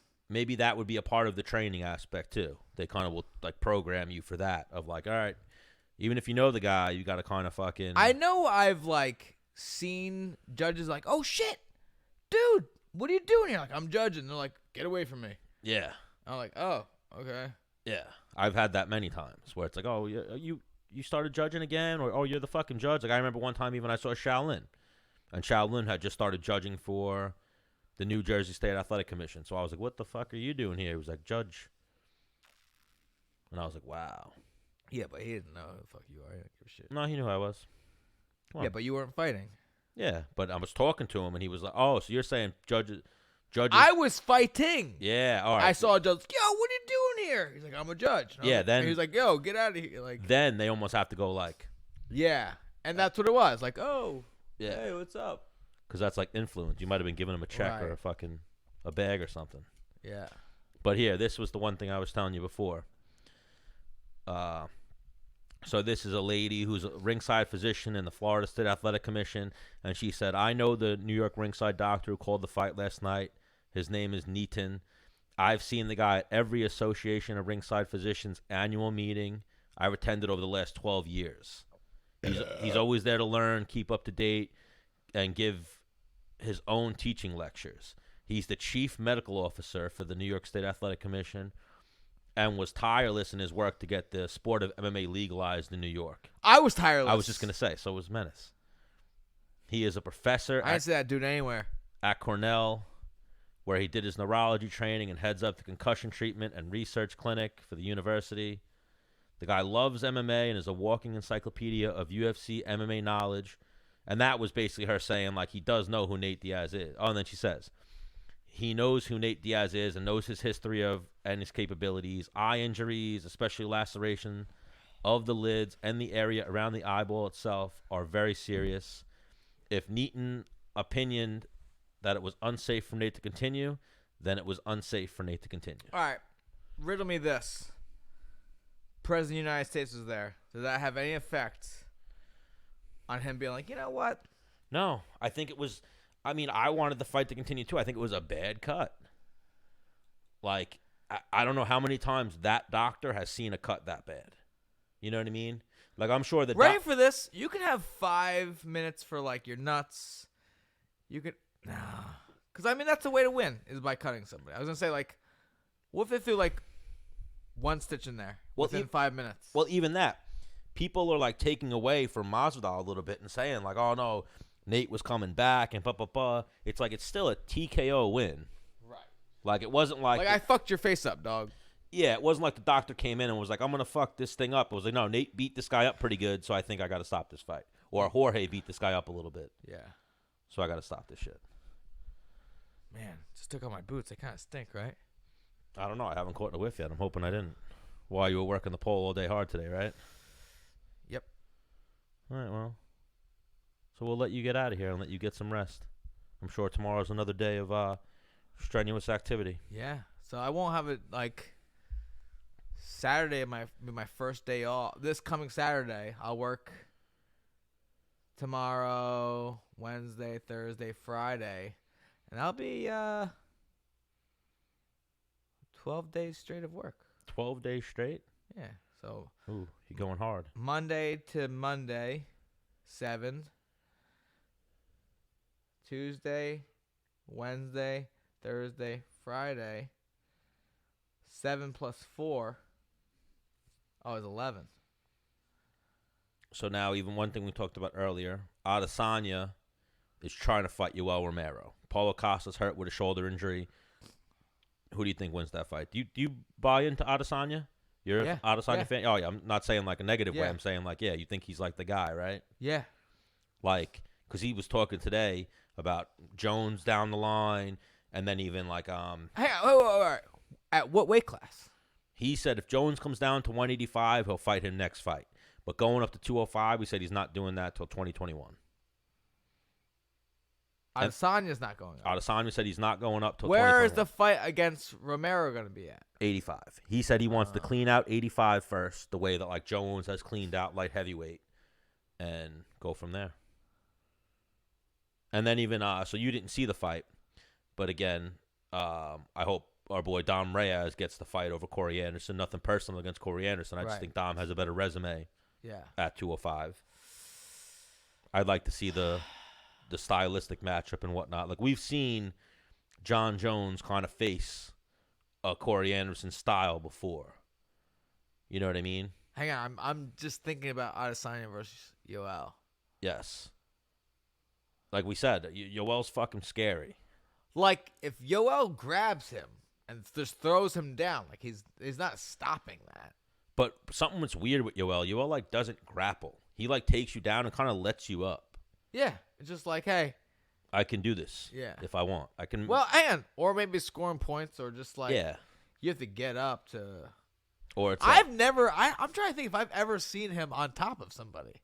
Like, I've seen him with foot sweeps people where he can instantly get on top and fucking. He's been on, but like lately, especially back in the day, he was more of a grappler. And he would take guys down and land some ground and pound, just even hold, but be on top for like ride time. But now he just like takes him down. He'll almost like let him back up. Yeah. He's crazy. That's that point, though. Yeah. But he's fucking, even like those fights, like I love Robert Whittaker, but like those fights could have went either way. And like when I look on MMADecisions.com, where it scores a lot of the media, and granted, they're not judges. They don't always have like the most fucking intellect in judging a fight either. The same as judges don't. But most people thought Yoel won that last fight versus Robert Whittaker. It was a very close fight. Could have went either way. And even the first fight was close too. Right. But I thought Robert Whittaker won the first fight by a round, and then the second fight, people thought Yoel won it by a round, maybe 2 rounds. But Adesanya, like, kind of fucked Whittaker up. Destroyed Whittaker. 2 rounds. So, Yoel has a close fight with him. Adesanya fucks him up. Yeah. And Adesanya... On paper... Adesanya's undefeated right now. So nobody's the toughest Figured fight. him out. The toughest fight he had was Kelvin. And that was Kelvin, like, made him backpedal. And I don't know if Kelvin dropped him, but Kelvin made him, like, stumble at one point. Like, rocked him. I mean, if Yoel could, like, grapple a little bit with people, at least lay on them and hold them down, I would say Yoel. But the fact that he'll foot sweep him, let him stand right back up to his feet, like. But maybe that would be a fight where he changes his style a little bit and fucking takes him down and tries to hold him down. So, yeah, Robert Whittaker is coming off a loss. They're not going to give him another title shot. Only reason, because some fighters, they'll be like, nope, immediate title shot. But then sometimes they don't do that. Like Woodley didn't get an immediate title rematch. You know what I mean? Right. Like, no. Who did Usman fight after Woodley? Nobody. We've talked about this. Usman was out for a little bit with, I believe, a groin injury or something like that. Right. So he had him. I tell you what, ready for this? If something happens to Covington, who's filling that spot?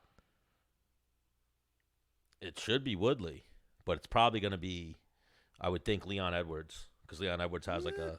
No way. Yeah. I'm saying it could be Masvidal. It could be Woodley. Oh, when's the fight again? December 14th? Yeah, Masvidal could be ready by then. He said he has some hand problems, so like he said he wants a little bit of time off to heal his hand shit. So let's say, or vice versa. Well, no, Colby, does he still have the intimate title? Is his title even does it hold any? Is it anything? Right according now? to the UFC, no, but according to him, this is his second title defense against Kamaru Usman. Like he said that at the press conference, and I was like, oh, that is a great line. He was like, I had my first title defense against Robbie Lawler, and I liked that guy. And you saw what I did to him. I don't even fucking like this guy, so watch what I do to him. And he was talking about Kamaru. Oh, my gosh. That's funny. Bro, even their back and forth is funny. Like, I mean, Usman obviously isn't like a comedian like that. Yeah. But his rebuttals are funny because you could see that he's, like, dealing with Colby. It's funny because he'll be like... Yeah, that's what I'm saying. Like, you could see that he's dealing with, like, a jokester. So he's like, what the fuck did he just... And then at one point, so every time Usman started talking, Colby Covington would pick up a book and start reading. And then he'd be like, bro, can you even fucking read? And he was like, I went to D1. You went to D2, you scrub. And then Usman was Hang on, who went D1? Colby. Where? Where was he? No, he was a D1 wrestler. No, he Oregon State. He was a JUCO national champion at the same school as Jones, and then he transferred to Oregon. Where did he do there? I think he was a Pac-10 champion. And maybe an All-American? Was he? Yeah. Because I know he wrestled Chris Wade. He beat Chris Wade in the JUCO Nationals. Yeah. But Wade was fucking wrestling. Heavy, yeah. Yeah, Wade was wrestling at like, what is the 70 weight class? 74. I think it was at 74, yeah. So, yeah, Oregon State. He was a state champion in high school. He went to Iowa Central and was the 165 national champion as a true freshman. Oh, so was it at 65 he beat Wade? Maybe. So, yeah, he's a All-American and two-time Pac-10 conference champion. All right. And then even, I think he had whatever, like John Jones. Like John Jones didn't get a D1 ride because he had problems in high school and fucking probably shitty grades. Yeah. Like I think Colby had whatever, problems in high school and then shitty grades. And then even I think Colby, similar like Lance Palmer, it was funny. He said he had a DUI and just like got in some trouble. Like I believe Colby had a DUI in college too. And that was part of why he like transferred out of Iowa Central. Wild. Yeah. Bro, and then one funny thing like that he was talking about, he was like, John Jones been hitting me up about this dude. Who? Was it Woodley who said it? Woodley or Usman said, no, was it Woodley? I think Woodley said it. Woodley was like, yo, John Jones was hitting me up about Colby for fucking mad long, saying he's a scumbag. Huh. And that nobody, that he was a piece of shit in college and nobody liked him, so don't get, oh no, was it Usman? No, Masvidal is who said it. Masvidal said he spoke to John Jones, and John Jones was like, watch out for that dude. Yeah, it was Masvidal who said it. Yeah. So people really hating on Colby. We had even Randa Markos not a big Colby fan. I think he's fucking funny. Like, I think even as cringy as it is, I laugh at that. I shit. haven't seen enough of his stuff. It's almost some of it's so corny that it's funny, but then even like what did he do? At one point he laughed. One thing I will give him, he hasn't veered from being the villain, and I love that. Yes. I hate when guys like are dicks or whatever naturally, and people just don't like them because they're a fucking dick. But then they're like, no, like, come on, man, like me, like, come on, like, I like you. Like, I like when they're like, boo, and he's like, yeah, you know, like. Well, that's what he did at the press conference when they were booing him and stuff, and he was then like, bro, it's just so funny. Like when they were talking, and then at points he was like, Kamara, just shut up. He's like, every time you talk, we're losing pay-per-view sales. Just sit there and shut up. No one wants to hear you. But the New York crowd was very pro Usman. yeah. Every time Usman went like this, they made noise. Every time Usman, like, he started like 2 or 3 chants, and they chanted for him. And then every time Colby talked, they booed the shit out of him. Yeah. And then Max and Alex just sat there. Alex, I don't even think they asked one question. He didn't speak English. And they didn't have a translator with him. Alex who? Does he speak English, Alex Volkanovski? Yeah. Oh, I thought I always think he's a Russian. But I don't even think they asked him one question. All right, so what else we got? I believe that'll be Hang it. on, real quick. Who made the Trump? Because I think didn't Masvidal like take a stab at Colby? Like, you want to fight in front of the president? I'm actually fighting in front of the president. Yeah, like you wanted the president to come to your fights. The president's coming to my fight. But even then, like it's all rhetoric and going back and forth. I believe what Dana White said was that him and Trump have been trying to plan him coming to a live UFC event for a minute, and this was just the one that worked out schedule-wise. And then Colby was saying, like, Trump made this plan because he thought I was going to be fighting Usman, but Usman didn't take the fight. Oh, and then even that, he was throwing That's funny. Yeah, he was throwing mad shit at Usman. He was like, the only reason we didn't fight here is because he has to get the EPO out of his system. Tell him. And he was like, tell him, Marty. Tell him. And then that's why Usman came out with his shirt off, like to flex on him. Yeah, it was funny. I could see that it gets to Usman a little bit, or at least in my it seems like it gets to him a little bit. But, like, I got excited as a fight fan for their face-off because you could see. Yeah, it was real. Yeah, it's real. And, like, you know what I hate? Like, look, you're in the top 15 in the world. Every fighter has that little bit of fear before a fight, like that, oh, I don't want to lose this fight. Yeah. But people say, like, they're afraid. Like, Colby wouldn't fight so-and-so because he's afraid. Usman is like Woodley. He never fights because he's afraid. They're not afraid. Who are they saying they're afraid of? Other people. You know what I mean? Like, people say Usman is now like the new Tyron Woodley. Like, remember how Woodley like would go get injured and then not fight for a little bit? Yeah. They say like Usman's just trying to hold on to the belt. Yeah. And he's afraid of fighting people. He's hurt. And shit just hasn't lined up. I mean, here's 2 things. One, being a fighter, like I've sat with my manager and we've looked at the whole division and we went, all right, we want this fight, this fight, this fight. Like, it's almost like pick the easiest path to get to the title. Yeah. If we can avoid Jeremy Stevens, we'll avoid that motherfucker. Like, you know. Yeah. I remember, like, the phone call came, like, Clay Guida. And I was like, all right. He's like, I don't love the fight. He's super tough. He's fucking, you know what I mean? Like, but it's just, he's in, like, there's no going around him. Like, I'm like, all right. You know? Like, they want this fight. Like, the UFC wanted that. Yeah, it was like. And at that point, Clay was like, Clay was like the gatekeeper for, like, the top 8. Yeah. Yeah, like, if you beat Clay, it's like, all right, so he's up here because Clay hangs out down here. Yeah. So yeah. Every team, I mean, like, will I say yes to the whole division? Yes, I would have. But, like, with my manager being my, like, guy leading the way, like, all right, let's try and get this, like. Yeah, let's do this strategically a little bit. Yeah. Let's line up certain fights so when we beat this guy, the next guy we want to fight is available when we want to fight again. Well, just like that's what I'm saying. Fans say like that dumb shit, like, "Oh, he's scared." Like none of these guys are afraid of each other. None of them are like, "Yo." Then, let's say you are a little banged up, but the title fight is there, and you think you can win. You take that fucking fight. You win. Lewis coming in here looking sharp, Yeah, sharp as fuck. killing the game. You win, and then you get all the surgery you need, so you're 100 to defend that title. Yeah, it's like, yo, I need surgery or I'm healing an injury. It's like, nah, you're a pussy and you're afraid of it. Nah. Yeah.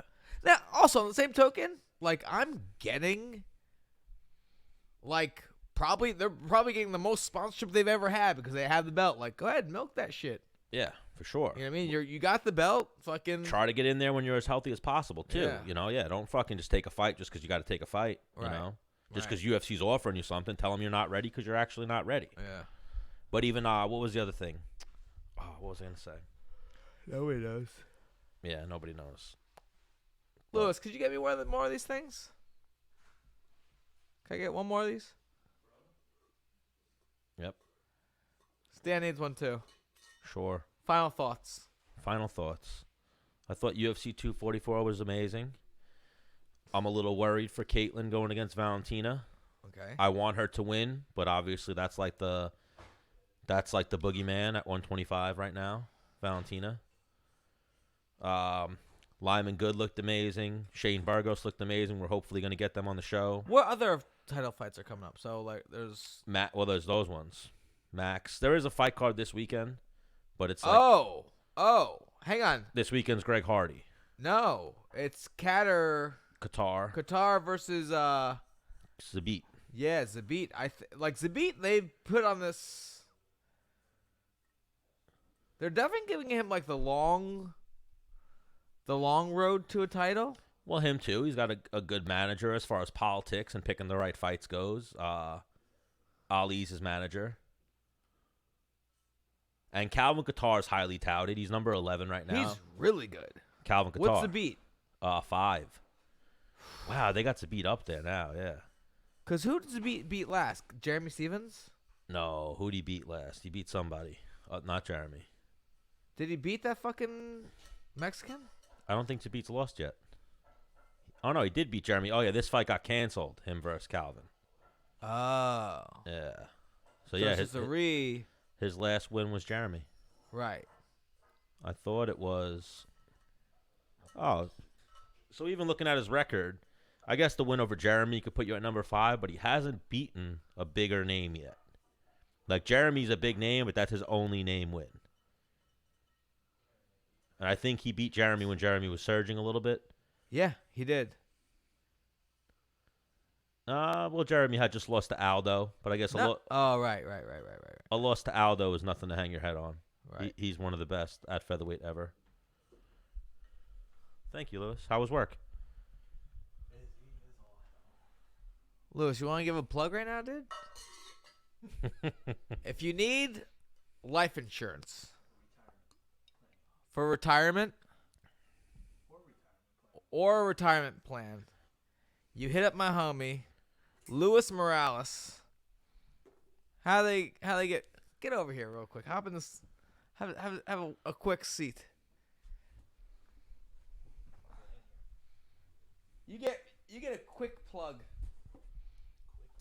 Look at this guy. It's my cousin. I thought that was your older brother. Depends on the day, I guess. You got talking. Here, put these on real quick. Tell people. So Luis Morales, you do life insurance, retirement. Pretty much everything from life insurance to retirement planning. Okay. And what's the best way to get in touch with you if someone was trying to plan their future a little bit? You can go to. You can hit me up on Instagram if you want. What's the handle? Luis Morales NYC. So LuisMorales NYC. Or you can look me up on Instagram as well. Just look for Luis Morales and you'll find me in there. New York Life. I was gonna say you got to give the details. You're I'm not you're definitely not the only Luis Morales. No, I'm with New York Life. So Luis Morales with New York Life, and you'll see myself on there. I'm out of the Melville office here in Long Island. So people do it. People sign on with you not only to protect themselves and their families and loved ones if they die, but to cash out when they retire. Exactly. Explain that. Well, And then go. Well, listen, there's no one thing, no one product that's best for everybody. So everybody's different depending on your needs. So basically, I can't go into too much without really knowing what your needs really are. So it's all about your needs, your wants, and also your budget, to be honest. So do a little assessment with you, and from there we can take you to the next step, really. So it's hard to really say until I actually sit down with you, which is free. There's no charge, no fees whatsoever in anything. So my services are free to you. Until you get there. So a free consultation. Free consultation, and even when you do decide on a product or whatever it is, you're not paying me. The company pays me. So Oh, you're yeah. just paying your whatever premium it is. That's it. So yeah, go find Luis Morales, get some information on your life insurance, your retirement plans, and make that shit happen. Yeah, and for some reason you can't figure out how to get a hold of him, you can message me at Menace Bermudez or Stan at Menace and The Man Show, and we'll put you in contact. Yep. Sounds like a plan. Thank you, brother. But yes, obviously Lewis is out here killing the game. Look at the suit. He's got the pin. Is that a New York Life pin? That it is. I like that. I like that. That it is. Thank you, brother. I wish we got to still up some of our technical game, but right now I would play Sharp Dressed Man. Ooh. What is that, by ZZ Top or whatever that is? I would have played that on your outro. Yeah. So yeah, so if you want to fucking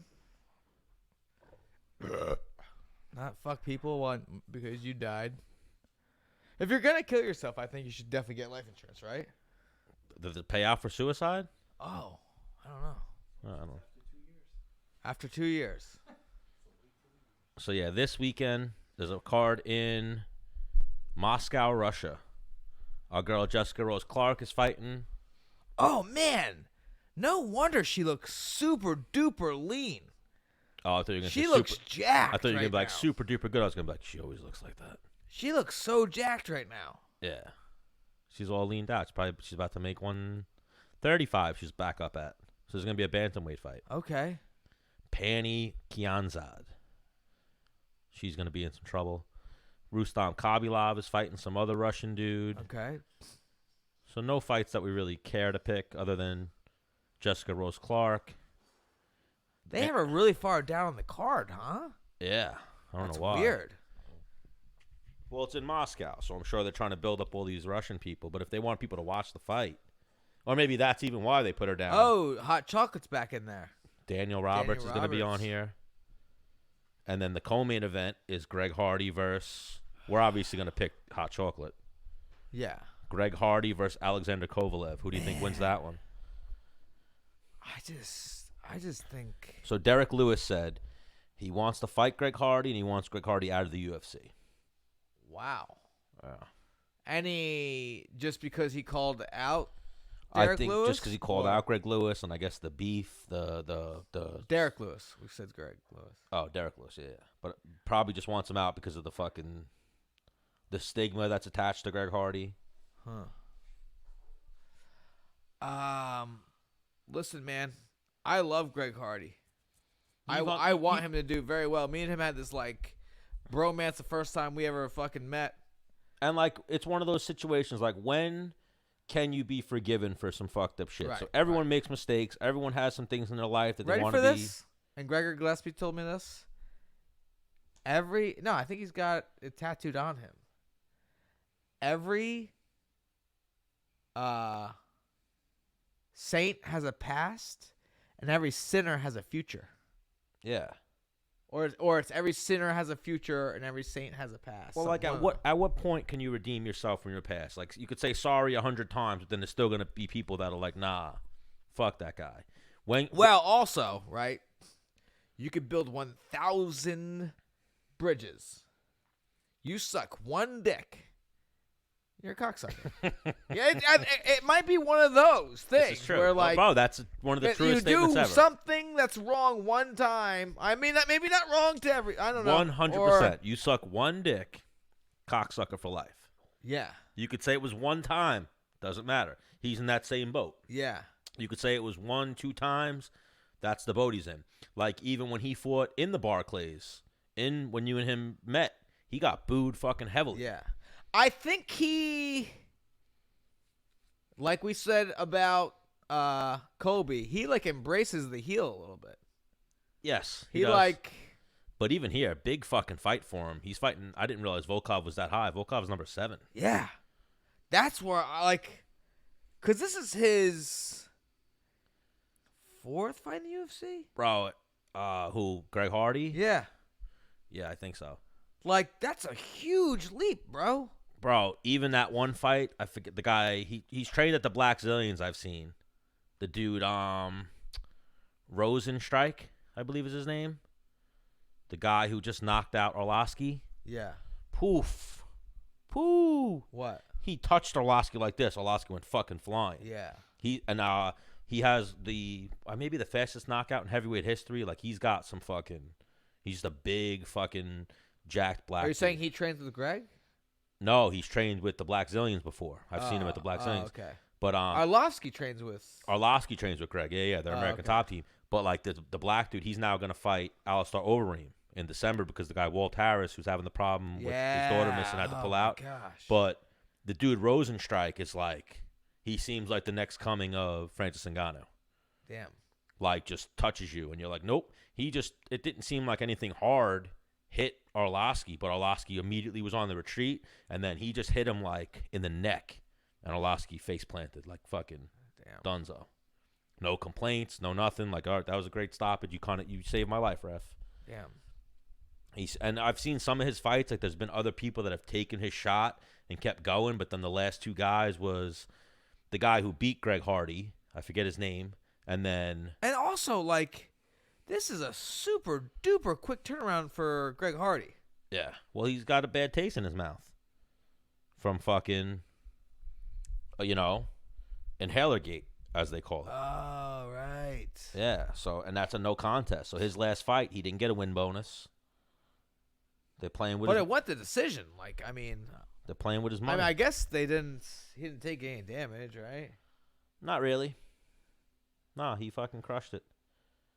So that's the co-main event. I'm actually gonna go Greg Hardy. I think Greg Hardy's gonna land. He's gonna come in with a chip on his shoulder, and I think he's gonna land on Volkov. I think he's too green. You think Volkov out sticks and moves him and outstrikes him? Yeah, he's too green, man. Yeah. I'm not saying he's a better athlete. I think Greg Hardy's indefinitely a better athlete. Yeah. I'm talking about pristine striking and MMA techniques. I think technically Volkov's better. I think, like we talked about, tonight. Ready for this? In a cage, I think Volkanov wins. I think in a bar, I think Greg Hardy wins. Yeah. Where, like, grab something, be a damn caveman. I think this is going to be a quick one. I think it's going to end in, like, the first 2 minutes. And now he has... On Greg Hardy's side. On Greg Hardy's side. He's only been knocked out twice, Volkov. He's been knocked out by Derek Lewis.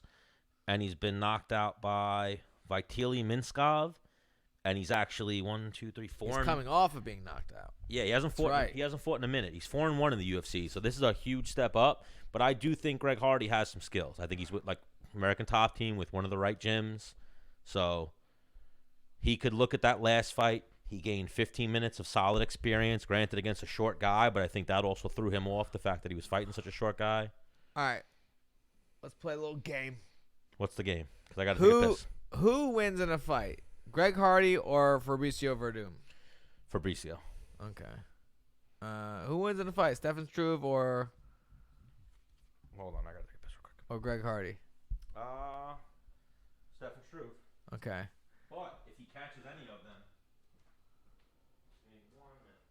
We just gotta wait for Stan. He's gonna go take a fucking piss. He's a big P boy. That's Stanley. But like, yeah, Stan's gonna come back, and I'm gonna kick everybody out of here. Cause I gotta take a shower. I gotta go sleep, and I gotta work at. I gotta wake up at like 5:40. I gotta go to work. I gotta be at work by 7. But like, I'm a good employee. All right, I get there at 6:30. All right, just what if there's an accident on my way to work? Right now, I'm late to work, and I'm gonna be like, "Hey guys, there was an accident. That's why I'm late." Well, they might say, "Bullshit, Dennis. You're fired." And I'm not giving anyone any excuses to fire me. All right? So, if you're 15 minutes early, you're on time. All right? Who said this? Me. Stan does not live by that rule. Stan's like, I'll be there in 10 minutes. Then you don't show up for an hour. No. Stan, that's happened. All right. I'll be there in 20 minutes, and you've showed up an hour. Sometimes I've shown up in 10, though. Yeah. I'm a mixed bag, hit or miss. So Greg Hardy versus Volkov. Back to what we were saying. Yeah, Volkov. I think Greg Hardy's green, too, but I think also he's skilled and he's fucking hit Well, super at hard. at that weight class, the last guy on the roster could hit anybody we just said and knock him out, potentially. Bro, like, even A that. swinging chance. So, like, has Derek Lewis ever been knocked out? Or we already talked about this? Like, I think Greg Hardy might knock Derek Lewis out. Because they're going to strike. Like, I feel like the game plan to beat Greg Hardy is to stick and move. If you're a better striker, like Fabricio or someone could do, or take him to the ground. Like, if you can get knocked out and you're going to sit and swing with this dude. Junior Dos Anjos TKO'd him. And Mark Hunt. And Sean Jordan. Matt Mitrione. Like, I'm not saying anything bad against those guys, but if they're all knocking you out, there's a chance if Greg Hardy connects, you might jelly leg. Yeah, but we talked about this last time Greg Hardy fought, that he's cleaned up his striking so much that, like, he lost that, like, X Factor wild power swing. Yeah, maybe he goes back to that a little bit. Or also, he got 15 minutes cage experience. That's a big thing. Experience is a motherfucker. So now, off that fight, he might make those adjustments. How many fights does Greg Hardy have? I believe 6, maybe. Not 6? a lot. Yeah, not a lot. Dude, that just proves again, love the guy. I think he's a phenomenal athlete. Like, when I was 6-1? 5-1 with the no contest, and he's got 3 amateur fights. So what? 8-1? Yep. With 1 no contest. Oh. So I'll give him a win in that fight. Because like we said. Let's say he's 9. Yeah, let's the say inhaler. He's 9-0. I don't know how much the inhaler changed it. And then that other fight was when he illegally kneed the guy. I got disqualified. Alan Crowder. 9-0. I had 4 amateur wins, and then 7 pro wins before my first loss to Drew Fickett. Heavyweight's a little different, though. You know this. Like, you're fighting in a much more skilled weight class. Guys at 55, 45, Well, what 70. I'm saying is I wasn't not only was I not on the big screen, on the big show, but I wasn't fighting a top 10 guy with under 10 fights. Yeah. That's what I'm saying. Yeah. Like, you don't even have 10 fights, period, and you're fighting a top 10 guy. Skills-wise, Drew Fickett was a top 10 guy. Drew Fickett was very skilled. Oh, my gosh. Drew Fickett had, like, personal life problems and Yes. shit, and that's what. Yes. That's why he wasn't at the level he should have been at that point. Right. So, like, the night you fought him was when he started getting it together. Like the second time around. Yeah. Yeah. Like, I remember even, like, around that time, going back after getting to know you and reading about Drew Fickett at that time because he won the tournament, that was when he was like, nope, I'm going to fuck up, fix my life, and I'm going to win this tournament and get back. Like an alcohol. We got to get him on the show. Yeah. Isn't he an Alliance guy, Drew Fickett?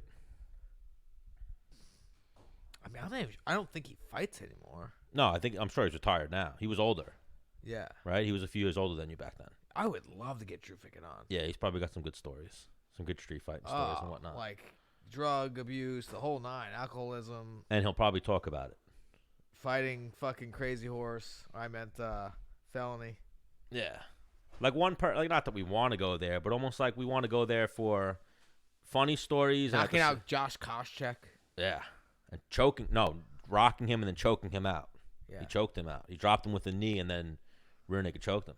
Yeah. That was an amazing fight. Wild. And then, he always had personal life problems that kind of hampered his performance and ability. But Well, all those pioneers at that time, like, yeah. you were crazy, that's why you fought. So because you were crazy means you probably, like, partied and did all that, and you know what I mean? And you're like, I'll fuck him up, too. You know?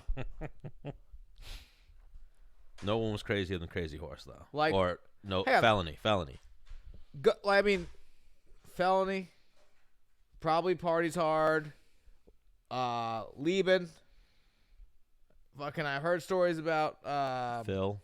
Oh, Phil. I mean, all these like veterans that were at the top of the game partied very, very hard. Chuck Liddell. Like, I mean, all these guys. Tito. I mean, actually, Tito might have been one of the cleaner guys. Yeah, but I think Tito still drank a lot heavily. Yeah, you know. So, I'd like to hear about it. Tito's long due for an appearance back on the show as well. Oh, wow. Yeah. He's about to fight a pro wrestler who's actually has fought MMA. The guy, Alberto Del Rio. You probably don't know him. Never heard of him.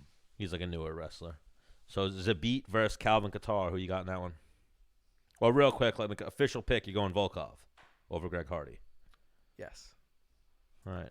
I think I'm gonna go Greg Hardy. He's gonna land that shot. All right, let's hear your main event pick. Calvin Kattar versus Zabit. Yep. I think I'm gonna go Zabit. I'm going Calvin. You going Calvin to pull off the upset? Ooh, what's the odds? I'd imagine that they have to beat a favorite if he's number 5 in the rankings. Yeah. Calvin Kattar is currently riding a 2-fight winning streak.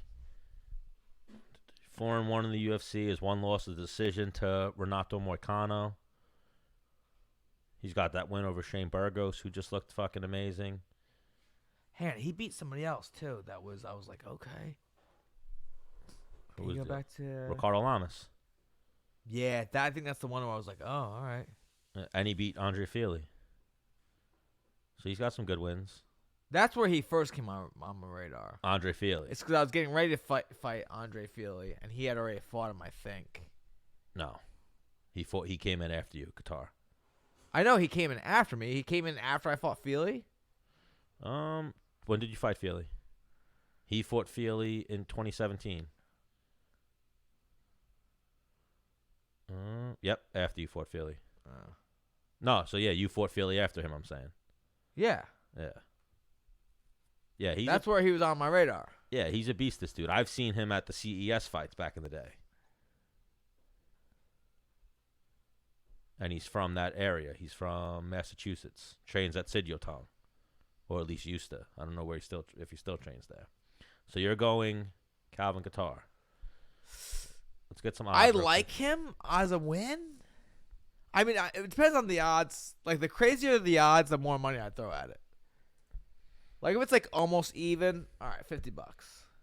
Yeah. But if it's like a 2-1, maybe I throw a C note out there. Ooh, it is 2-1. They got Calvin at plus 190, and they got Zabit at minus 270. Well, I'm sending it. Are you? Yep. Let's see. I like to check a few sites. Yeah, they got Zabit at 240. And they got Calvin Kattar at plus 200. So 100 to win 200. Yep. Yeah. But even, Zabit fucking long winning streak.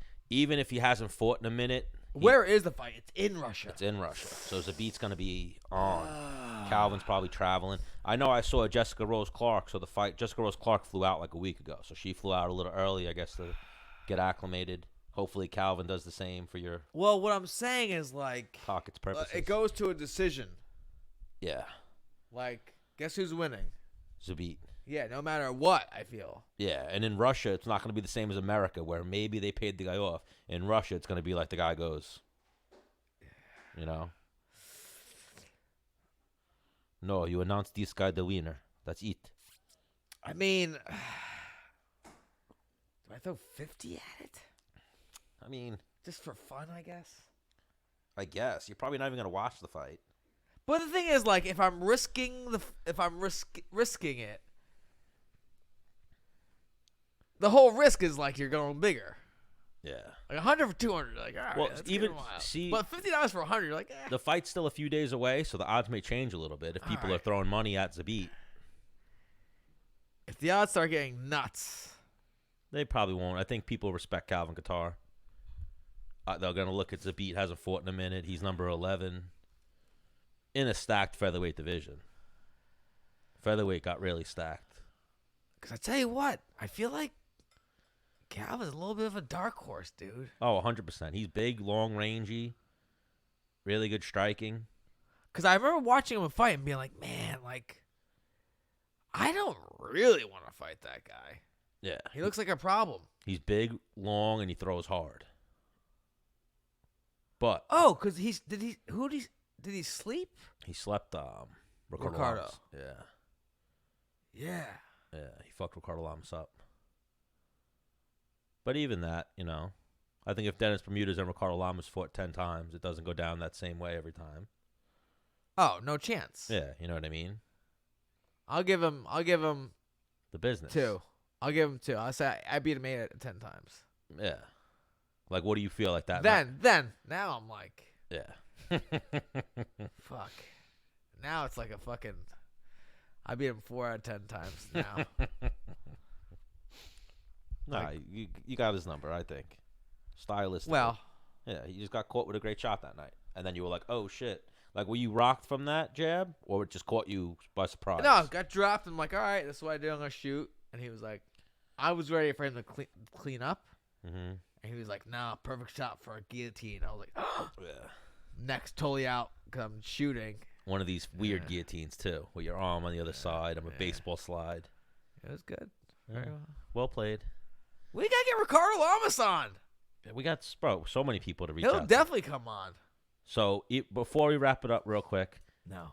what do you think for Masvidal? Next fight. Should he fight the winner of Woodley? Yes. Or yes. winner of Usman Covington? 1,000%. I mean, especially off of the UFC's model of, hey, who's got the most popularity right now? Or, Who's gonna sell the most tickets? I mean, honestly, if it's Usman versus Masvidal, Now, hang on. On the same token, like, fuck popularity. Like, he fucked up a lot of good people in a row. who, Masvidal? Yeah. Well, even that, they were talking today about Got Till out of the division. who's the fighter of the year. It's either Masvidal or it's Adesanya. Masvidal. Yeah, but I mean, on paper, it might be Adesanya too, though. Adesanya How? He beat Anderson Silva. Who should have been retired like 2 years ago. Yeah. Continue. All right, and then he beat fucking Whitaker. Whitaker, and who was the other one he beat? He had another big win. Big. Kelvin. Hang on. His win over Kelvin's a bigger win than over Silva. Yeah, like the Silva's the lowest one, obviously, but he did smoke Silva. It wasn't like when, DC fought him and he just Actually, didn't it go to decision? yeah, but he fucked Silva up, rocked Yeah, Silva. I and know shit. that. But And yeah, like, Silva's old. I get it, but listen, I'm not knocking the guy. He's a goddamn legend. yeah, I think. But he's 40-something years old in a late 20 man's. I think Jorge as well. I'm just making the argument. You know what I All mean? right. Like it could be Adesanya or it could be Jorge. I think it's Jorge by an edge, but I think Adesanya's not that far behind. Agreed. But Whitaker's a big win, Kelvin's a big win, and Anderson at any stage of his career is a big win. yes. And then the flip side of that coin is you baptized fucking 2 people. In his words, he baptized fucking Ben Askren, set a record for fastest knockout. He baptized Darren Till. Nobody ever put Darren Till out like that. Right. And then arguably he beat Nate Diaz more impressively than Conor McGregor did. Yeah. Because Conor fucking barely squeaked out a decision. More impressively than a lot of guys have beat him because nobody else, Yeah. was shutting him out and just beating him up. I agree. That was, people said the fight was close. I thought it was a one-sided fight. So do I. Yeah, no, some people are saying like they think Nate won the third round. I'm like, I don't see that. I thought he won all 3 rounds, very clear. Maybe a 10-8 in the first, maybe a 10-8 in the second. You love giving out 8s. I don't. Yes, you do. No, I don't. He got dropped twice and got fucking outstruck by 15 punches each round, 20 punches each round. Yeah, but does that outstrike somebody? I think outstriking somebody is like 50 punches. Well, that was me just throwing something out. I'm not sure of the Oh. actual number. Oh, okay. I could look it up. Why don't you look up your mom's number? Give that to the fans. Oh, I was going to say, I'll just text message it to you. Oh, you would do that? You could try. Wow. I already told you, it's not worth it, though. My dad. Yeah, because then I got to deal with you as my stepson. Ain't no one trying to deal with that headache. Yeah, nobody's trying to do it. 112 to 43 is the number that they're given for strikes landed. Does that sound like a close fight? Nah.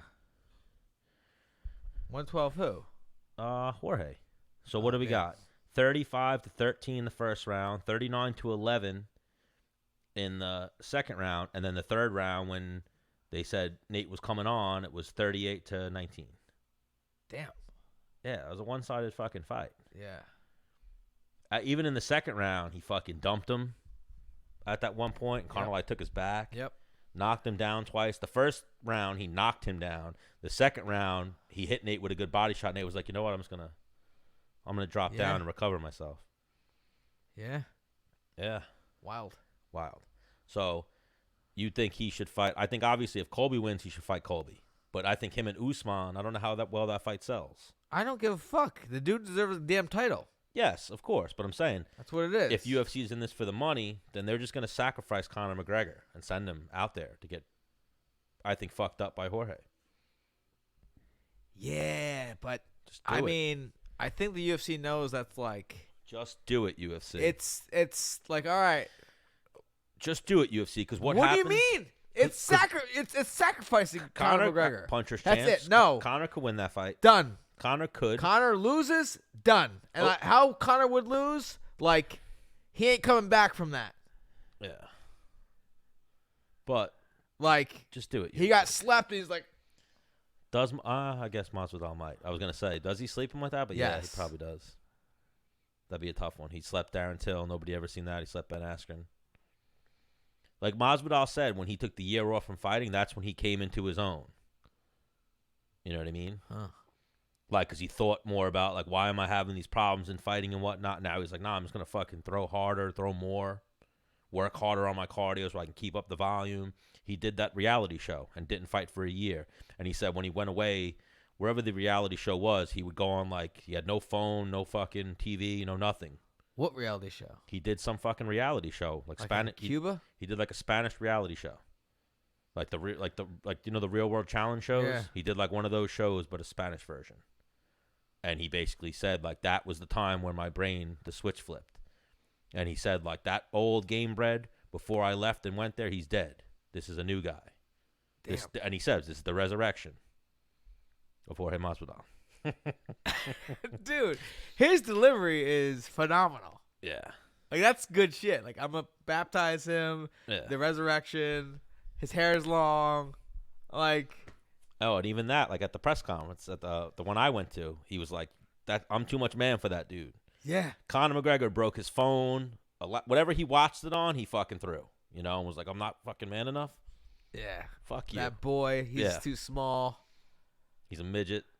I think he knows what he's doing, too. Bro, that's what I was saying when you were getting pizza. That's what I said to Michael Chiesa. I was like, it's all a ploy. He's not real. I mean, maybe even if he does really mean it, it's all a ploy to get Conor to take the fight, to get him to call up the UFC and make Uncle Dana go against his word, because Dana don't want that fight. Yeah. You know? But at the same time, think of the business that does. Conor versus anyone does major business. Now, if they have a dope war, awesome. Yeah. Connor and loses.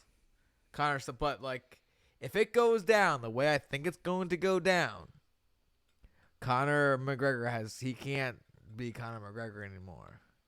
But there is a chance that puncher's chance could happen. I mean, if Conor McGregor knocks out Masvidal, he becomes Jesus.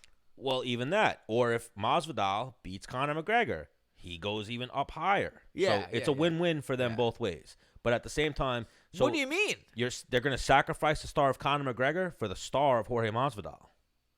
Right. Or they sacrifice the star of Masvidal for Conor McGregor. Either way, they're going to do amazing pay-per-view buys. Or you keep two guys stars. Or, but if you put those two guys against, if you put Masvidal against Usman or Colby, it's not going to do the same numbers as if you put him against Conor. If you put Nate Diaz right now against anyone else, it's not going to do the same numbers. I guarantee you, I don't think Masvidal versus Nate did the same numbers that Conor and Nate did. I agree. It's mathematically not possible. You know what I mean? Yeah. Like the easiest gauge always to use is fucking. Now, In today's world, the easiest gauge to use is Instagram followers. I would think. was Diaz versus Conor? That wasn't a title fight, right? No, just a 5-round main event. Guy. I'm just trying to make UFC money, and I would love Why? to see. No, I have no dog in the fight.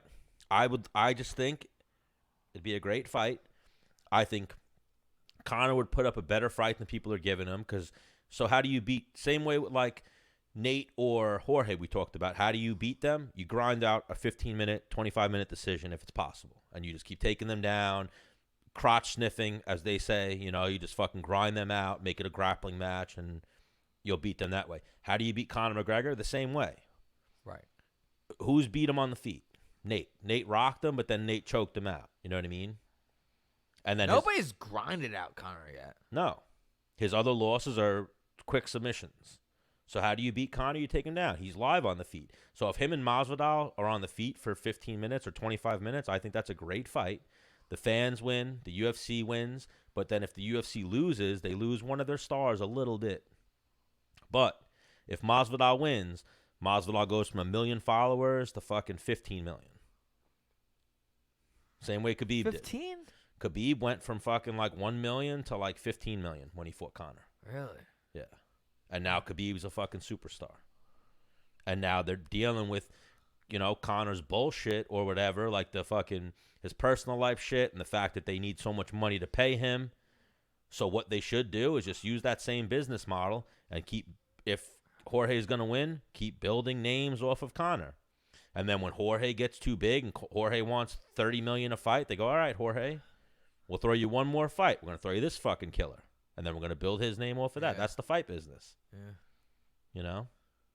Yeah. It's a slippery slope. But I think Jorge versus Colby and Usman, yes. But I think right now they have that fight on the table. Conor McGregor versus Jorge Masvidal, and they should just fucking make it. If they're and keep the bad motherfucker belt going. Like I'm gonna post a clip that yeah. Bro, Conor said he's like they made that bad motherfucker belt for me, the real bad motherfucker. And like that's something I like thought in my head, like they're baiting Conor with this. Huh. Even Dana White said Conor's not the man anymore. Khabib is. Conor paced. I guarantee you, maybe he did a bump, maybe he took some fucking proper 12, but he paced around his living room after he heard that. Yeah. You know what I mean? And it's like, this motherfucker, I'm not the man. What'd he say? And then he yells in the other room to his wife, like, he said I'm not the fucking man anymore. You know? Pour another. Yeah. Go down in the cellar and get me another bottle, bitch. Bro, but even that, like, total ploy by Masvidal. He's like, that dude ain't man enough. Who are you going to fight? The guy who called you? That man won't sign the paper. That's what, yeah. Yeah, that's funny. He's baiting him out. I think the UFC makes that fight, and they do fucking similar to how Nate versus Conor did the best numbers that they've ever done. Jorge versus, now that Jorge has the win over Nate, Jorge versus Conor does the best. Yeah. Or, right. Khabib Conor did the best numbers. I gotta go sleep. Yes, we always ramble. But, You do. no, you do. No, you do, bitch. No, you do. I don't even like fighting. You don't. So, All right, well, we'll get back to this shit next episode. We definitely went way longer than we thought. We were like, we'll do one little interview and do like an hour. But what did we do? The 2 hours. Bullshit. All right, episode 54 of Menace and the Man. Well, see you later. Were you going for my face?